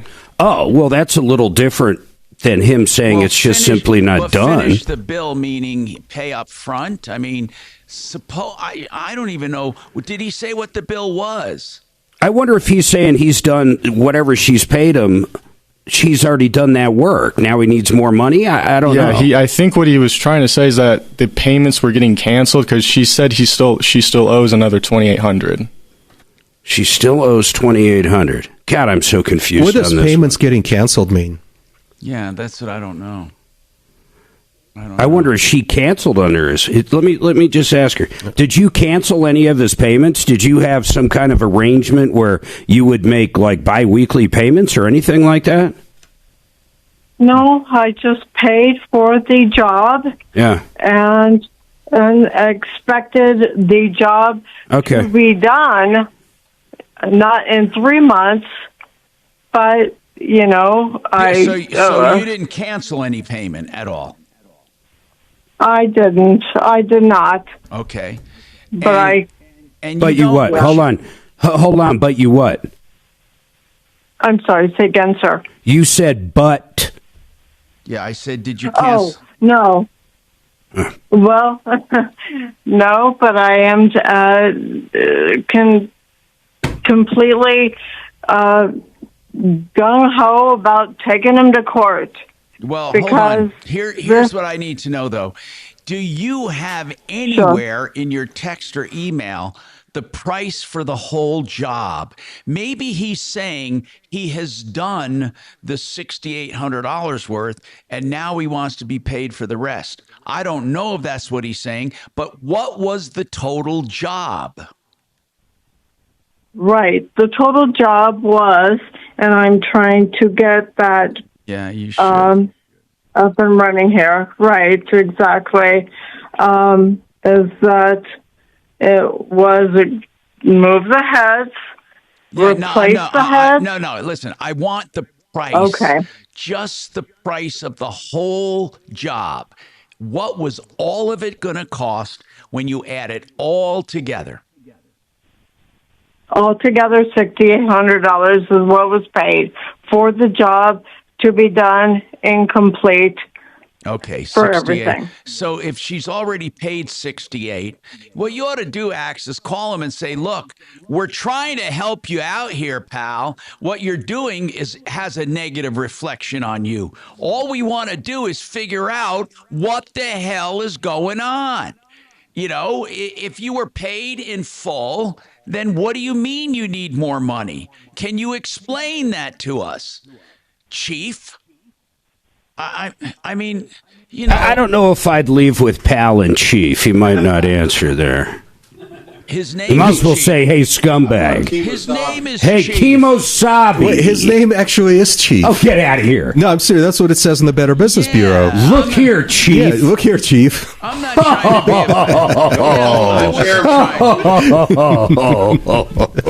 I wasn't trying to be a bad guy. So, Oh, man. Axe, I was give like, it if, another try. I'm going, if Axe calls up and goes, "Look here, pal." That sounds like Joe Biden. You might Yeah, want to that's give it true. another try and say, "Hey, Chief, we're trying to clarify this for you." Well, do you have any paperwork? to the I'm calling him. contrary? Just because his name's Chief, I'm going to do it over the break. Okay, good. Because she said the whole job is $6,800, which she paid in full. Why does he want an additional $2,800? That is a good question. 303-713-TALK, 713-8255.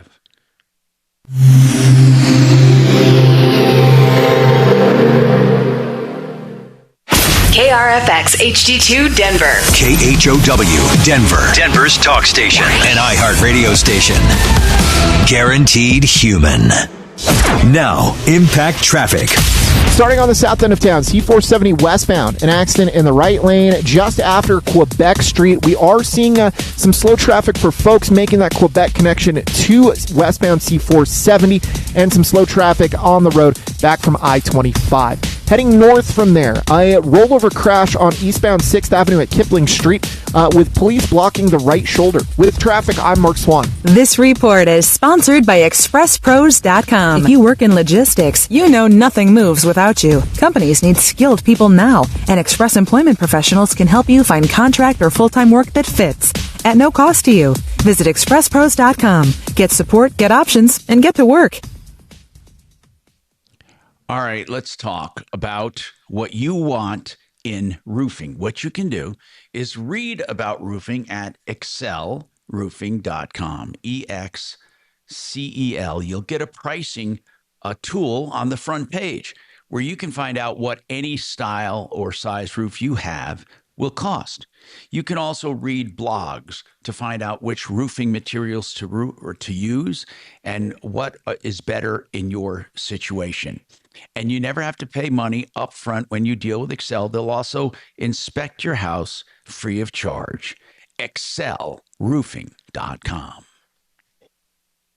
Our referral guy that called in. Or because it's a sprinkler system, he was doing something and noticed you need another zone. I mean, he could answer these questions very easily. Yeah. If he was legit. That's what I'm guessing here, is he's simply not legit. Well, there's a sprinklers. That's how I say it. Yeah, it's like they are kind of like He'll start yelling, "Dollar for dollars." they're so sketchy too. I'm going to start going. You by know, the- 60 years ago, this year, that his son fell off that roller coaster. Hey, Chief, my name's Mark. I'm with the radio show that just called you. We're not on air or anything like that, man. She doesn't speak very well. We don't understand even what she's saying is why we wanted you on. But even if you won't come on, we'd still like to understand. Did you do like more work and it was, you had to do extra stuff? I mean, we don't even know what she's talking about. Can you just tell me something about it?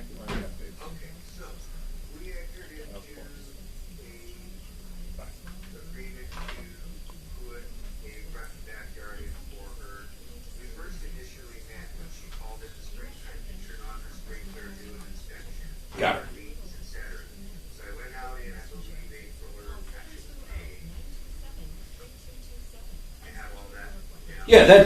Yeah, that's not a big deal. I get it. And you guys decided, according to her, $6,800.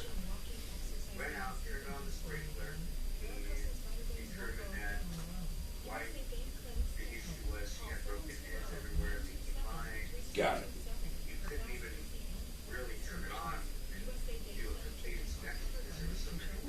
Got it. So I told her the next step we need to do is it's about $1,100 to $1,400. I don't know yet until we start looking at things. It's a high pressure line. When you pressurize area, and then when you find your next thing, so it's pretty good that you know you started selling water, you do all the salt, you do all the repairs. Yep. That's how they go. They're very sexy systems. Sure.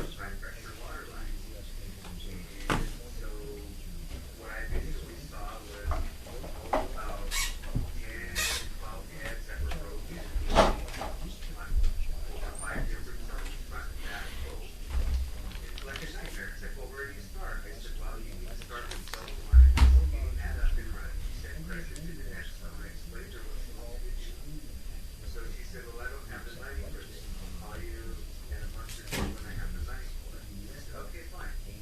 So she called it to maybe in July. It was a few months down the road. And she said, okay, well, all of my grass died. And I have all of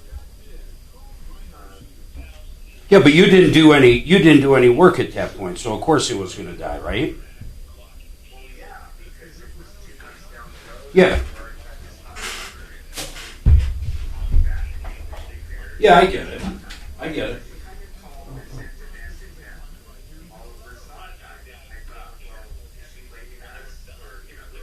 Oh, wait. Hold on. I'm starting to grasp this. So basically, the first thing you guys did was do the sod and stuff, and then found out there were sprinkler problems that broke. Oh, no. Okay. Got it.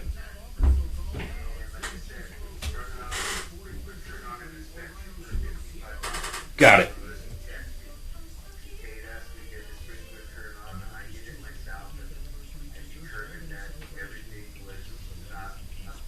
I get it.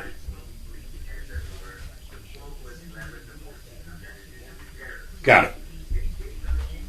I get it.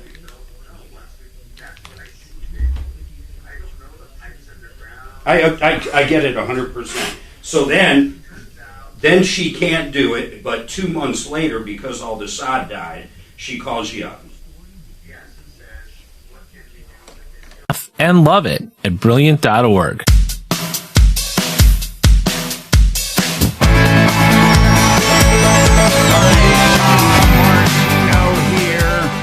Welcome to the show. MartinoCapital.com if you want a review of your finances, an absolutely confidential review of your investments and what we would do differently, if anything, and we would actually show you statistics to show what we've been doing compared to what you're doing in real, actual back timing numbers. No, nothing made up. If you'd like this level of service, no outsourcing. We do it all in-house, directly for our clients. MartinoCapital.com, 303-771-HELP.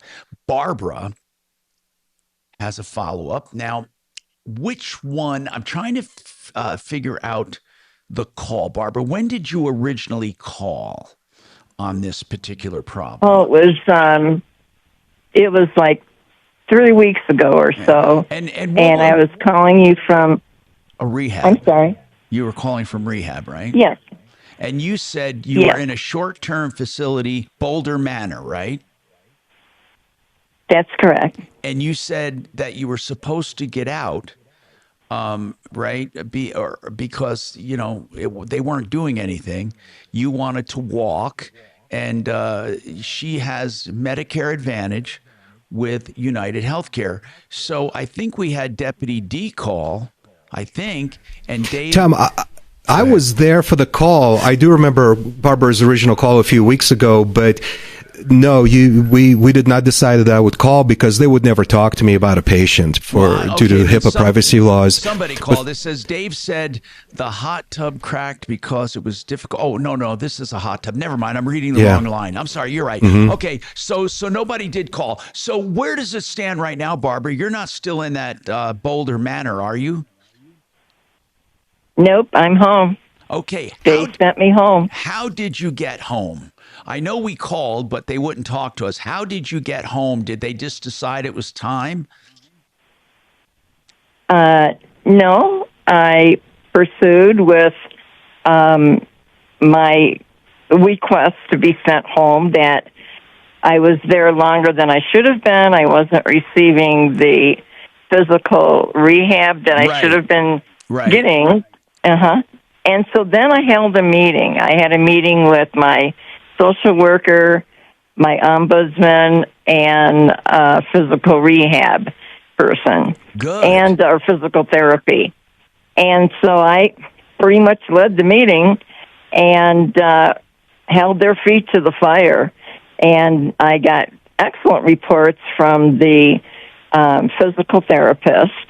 And the social worker was kind of taken aback because the fact that I was leading the meeting, and really there was not much that she could say or do. I, was reading facts from their own documentation that I had to meet a list of requirements in order to be able to go home, and I had already exceeded those requirements. Why do you think they were keeping you? What do you think the game was? Seriously, why were they keeping you? The only thing I can think of is that as long as I was there, they were getting money. Yeah, that's a good motivation. And at that point in time, they were getting the money from me. I had to pay out of pocket because my insurance only covered approximately 21 days of my stay, and then I had to pay out of pocket for the rest of the time that I was there. And basically you're home. So how long ago did this meeting take place? Well, the meeting took place it was at least 3 weeks ago. Because I think I had called... You called us on he said I had called there... The 11th of August, you called. Okay. So then my meeting must have been shortly after that. And they knew that they didn't have a leg to stand on. Even my ombudsman, who was there to represent me, when the meeting was over, she asked me what I did for a living. And I said, I told her that I was retired from Ball Aerospace, and I was their system security administrator. Okay. And she was thoroughly impressed at the way I led the meeting. She said she hardly had to ask any questions. I believe she only asked one. And so, at any rate, I think that the social worker knew that she was pretty much at the end of the road, that they had no reason to keep me there. All the documentation that they had on me, like reports from nurses and physical therapists, were all excellent reports. And the fact that I was, very nice, never aggressive, just a lot of fun.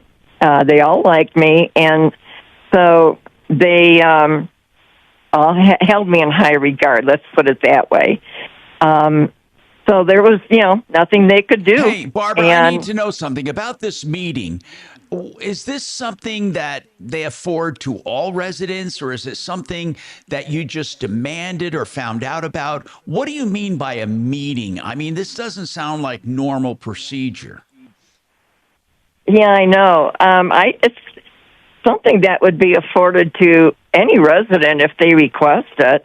And I requested it on my own. And I told her that I wanted to meet with her and my ombudsman and possibly a friend. And so she contacted my granddaughter's mother, who is a very, very intelligent woman. She's known me for some years now, so she was there as moral support. She did tell them that she had never seen any semblance, indication of senility on my part, and so she had nothing but a glowing report, let's put it that way. But so the people who really knew me, like this physical therapist, they had really good reports on me because they worked with me on an almost daily basis. I'm wondering how many people. I'm wondering how many people seriously are held against their will, in essence, because they don't know how to speak up. I'm serious. I wonder how many people are in care facilities. Years ago, we had one woman who they said was a danger to herself, and they wouldn't even let her we couldn't even talk to her. They said she had to request us, which, there was no way that was going to happen. One of her friends had called us, and they made it very difficult by limiting her visitors to contact the outside world. She wasn't allowed to use a phone, and it was terrible. It was like she was a prisoner. We had to get an attorney and make a court order in order to see her. And it was literally like a prison. Now, I don't know if this place was trying to keep you that tight, but I wonder how many older people are held and don't really want to be there. I'm talking about... Hey, Tom. Yeah.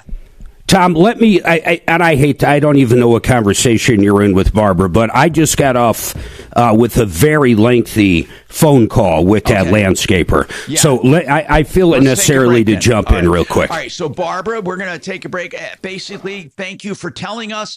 If there's anything else you need, tell Axe. Meanwhile, we'll take a break and come back with this report from Mark on what's going on with that job there. Okay, we got more coming up.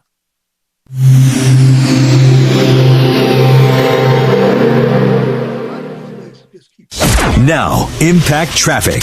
Starting on the south end of town, C470 westbound, an accident in the right lane just after Quebec Street. We are seeing some slow traffic for folks making that Quebec connection to westbound C470 and some slow traffic on the road back from I-25. Heading north from there, a rollover crash on eastbound 6th Avenue at Kipling Street with police blocking the right shoulder. With traffic, I'm Mark Swan. This report is sponsored by Woodley's Fine Furniture. Woodley's Fine Furniture, specializing in handcrafted Colorado-made furniture, custom upholstery, solid wood, and the most comfortable leather furniture imaginable.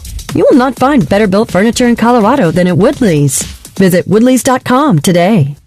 You need to remember Fix-It for plumbing, heating, cooling, electric, and drains. And you need to remember the name Fix-It, especially with this change of season, whether it's hot or cold or in between. If someone tells you you need something new and they try to scare you, Fix-It will do free second opinions on all major components and changes and services. So please give them a call, 720-526-3939. I want you to remember that. Free second opinions. And of course, to refurbish your furnace before winter or to get your air conditioner refurbished after working so hard all summer, it's just $39 for either system, a complete refurbishment. FixMyHome.com. Book now. Some people want to be landlords, but they know better than to be a landlord in Denver or in Colorado. The laws are not conducive. Vestera Turnkey has searched out markets where the economy is strong, employment's strong, rents are strong, and potential for equity growth is strong. So what they're doing is they are locating these properties for owners who want to buy them. They're helping them buy the property, and then they help with their affiliated companies to manage them and take care of every daily detail. That's Vestera Turnkey. Find out more. Then you hold it for 3 or 4 years and sell it for profit. That's the plan. Why don't you get a hold of them at mybiggestreturn.com. mybiggestreturn.com. I went to the, what is it, PhD Pop Had Dough. Bob had to. I said, T, I got my PhD. Pops had dough. I got my GED, good enough diploma, when I was 15 in Jersey. Is that where you're from, Jersey? Mostly, I was from Tri-State, Pennsylvania. We used to Jersey. go and spend our summer vacation with the kids at Long Beach Island. I had never been to Grand Long Beach. Beach. Go to Wildwood. The shore. Yeah. I told people, yeah, I'm going to the Jersey beach. Shore. They said, first thing, it's the shore. The beach, that's someplace on the right coast. Yeah. I met my wife in Oklahoma. So I was in Oklahoma like almost 8 years, actually. Just long enough to meet your wife. Well, yeah. You buy Rolexes too, I see. He does. Oh, just presidents. Or Rolexes. I had a president, yeah, they're nice. I love the way He's got the only one that ticks. He's got the only one that ticks. Actually, that's true, but not for the reason Mark thinks it is. Do you see anything extremely unusual about this ticking one? Let me see that for about 10 minutes. I'll be back. Most people think it's fake, and he's going to tell you why. Let me take a look. Well, I always heard if they tick, they are fake. Have you guys heard that? Yeah. Look at his. Why is this one not fake? I would assume it is fake. There's something on that dial. Let me look. That tells you why it's an extremely rare version. Oh, I know why. Because it's made by Wang Bang Watch Company. Oh, it's pretty heavy. Let me say it is heavy. So it's made of solid gold. It's an extremely unusual variant called the oyster quartz movement. Oh, that's what the little. I can't read that little. In the president configuration. Let's see. So, I'm sorry. There you go. So it's Well, they should make all the fake ones say that then. So it takes an enormous amount of time. That's to an find- interesting bezel on this one. Well, that's the standard fluted bezel. Mine didn't look like this. Case You know, we got that in New York City. on 47th What up, Street, baby? Chinatown. So over here, you will say oyster quartz under the crown. Not many of them did that, huh? Just they made I was a about tiny handful. Yeah, mine I had the rounded Oh, hey, Chief. links, the ones that were half round. Yeah, that's the president bracelet. No, she hasn't sent anything over. I'm going to be talking about it literally in just a second, The though. president bracelet is this, and it's integrated into the case. Yeah, I will. Beautiful. I get it. Thank you. I just love it. I just think the heft over there. I get it. I get it. I get it. I promise, man. I get it. So is this guy on now? I get it, man. I get it 100%. Hang tight. Are you listening? Go to 630 KHW on AM. All right, bye. we're not back yet. So what I was looking for is Chief. What an interesting. There's no way that's his real name, right? I mean, no way. Very likely it's not. There are a few Jesus. Say that again. There are a few folks that name Jesus. Oh, yeah. Could be. Jesus. Yeah. Actually, a lot in Mexico. Yeah, Doesn't it change exactly. the value to change the face of the I'm key? trying to think of that. No, because- I had a customer in my Castle Rock Goodyear years ago. cherry. His last name was Dumbass, but it's Dumas. But it, That I did to the kids of this country, but we'll go beyond the headlines and break down the settlement Meta just did with the states. Was it a good deal, bad deal? Join me at 4. Hi, Tom Martino here with Marc Mager. We had a call Hey, from listen. a woman. We had a call. Let's recap it, though. She said Yeah. she hired CD Landscaping, Chief Duclaw, who said he was going to move sprinkler heads, add some heads, and then plus install sod and flowers. And she paid, she said, $6,800 up front, which was payment in full. And now he wants another $2,800. Yeah, so it's kind of interesting. So let me kind of just lay out the timeline. She calls him for a 55, basically check on the sprinkler system to turn it back on after the winter. You know, he probably had flyers out. However she calls him, it's $55. He gets out there, and there's all kinds of issues. The sprinkler system cannot be turned on. It's just broke everywhere. The heads are broke. It probably froze. I don't know what happened, but there was a lot of problems. A couple different zones. So he says, well, in order to start diagnosing what's going on with that, it's going to be somewhere between 1,100 and 1,400. And he's talking, I believe, at that point, just zone one. But anyhow, he's telling her it's going to be 1,100 to 1,400. She goes, I really don't have that money. And that was about it. So 2 months go by. Because the sprinkler system wasn't working, of course, all of her grass dies. So she calls him back about 2 months later, maybe a little longer, says, hey, can you come out? I got to do something. He comes out. He's like, yeah, the grass is totally dead. You're going to need sod. This grass isn't coming back. But we still got to talk about the sprinkler system. We still got to get in there and fix that before we put any sod in. Then she goes, no, you know what? I want maintenance free. I think I want turf. I want artificial turf. And let's go that way. Then I don't have to deal with sprinkler system or this other stuff. It'll be zero-scaping. So he's like, okay, well, that's going to be about $6,800. $6,800 for the turf. And we still got to do something with the sprinkler system to basically turn it off and make sure it never leaks or gets kicked on, stuff like that. So that sprinkler system still was somewhat part of that, but not part of the $6,800. That's where the $6,800 comes in.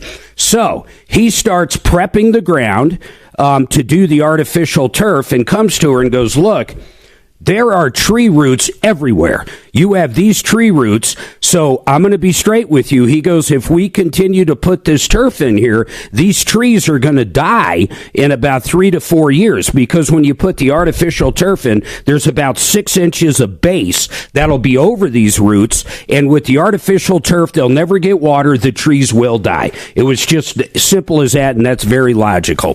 At that point, she thought about it, didn't know what she wanted to do, and it was at that point she decided she did not want the trees to die, and she had to go back to actually putting in real grass. So at that point is when the price changed. At that point, the price went up $2,800 because he had to fix the sprinkler system, which has been done, by the way. The sprinkler system has been fixed. And then, of course, the cost of the real turf and the groundwork was more than the other stuff. And that's why he wants an additional $2,800. Good news. Good news is he's pretty much done, with the exception of bringing the turf in. He's already done the soil, and he said it wasn't cheap. It's ready to go. It's ready to have sod put on top. And the sprinkler system's fixed. So, I mean, really, she just needs the sod and the flowers and the bushes or whatever else he said he'd do. And all that will be done for the additional $2,800. And even if she makes payments, if doesn't have it all up front, if she's willing to go into an agreement, he's willing to do that. He wants to finish it up. And he said he did break down the price of every single thing he's done on basically the intent to lien that he sent over, which we don't have a copy of. But he goes, if she sends that over to you, you'll see exactly what we did and what we charged for. So to me, after talking to him, I think she changed it from one thing to another, and that was the increase in price. Wow. So you believe... I don't see any holes in his story. It was perfect. The chain of events was perfect. Okay, so you kind of think he's telling the truth. She didn't have any facts or anything. Does he have anything? She didn't tell us anything about artificial turf versus grass. In fact, I don't even think she said the sprinkler system was done. But the $6,800 had nothing. They wouldn't have had to do much to the sprinkler system because it was fake grass. Once she went back to real grass, that's when the price changed. All right, so basically, if she can send us information to the contrary, we will look at it. But for now, it sounds like this guy knew each. What do you and guys every think in detail. studio? Does it sound logical to you, the chain of events? It doesn't sound Everybody like says yes. It doesn't sound like he could make all that up. Let's put it that way. It No. sounds too good. Okay. And he's willing to work with her. Let's make sure she knows that. So Burkhustile.com. Burkhustile.com. That's BREKHUS tile.com. And don't forget 303 Martino. You're clear. Follow Tom Martino at Real Tom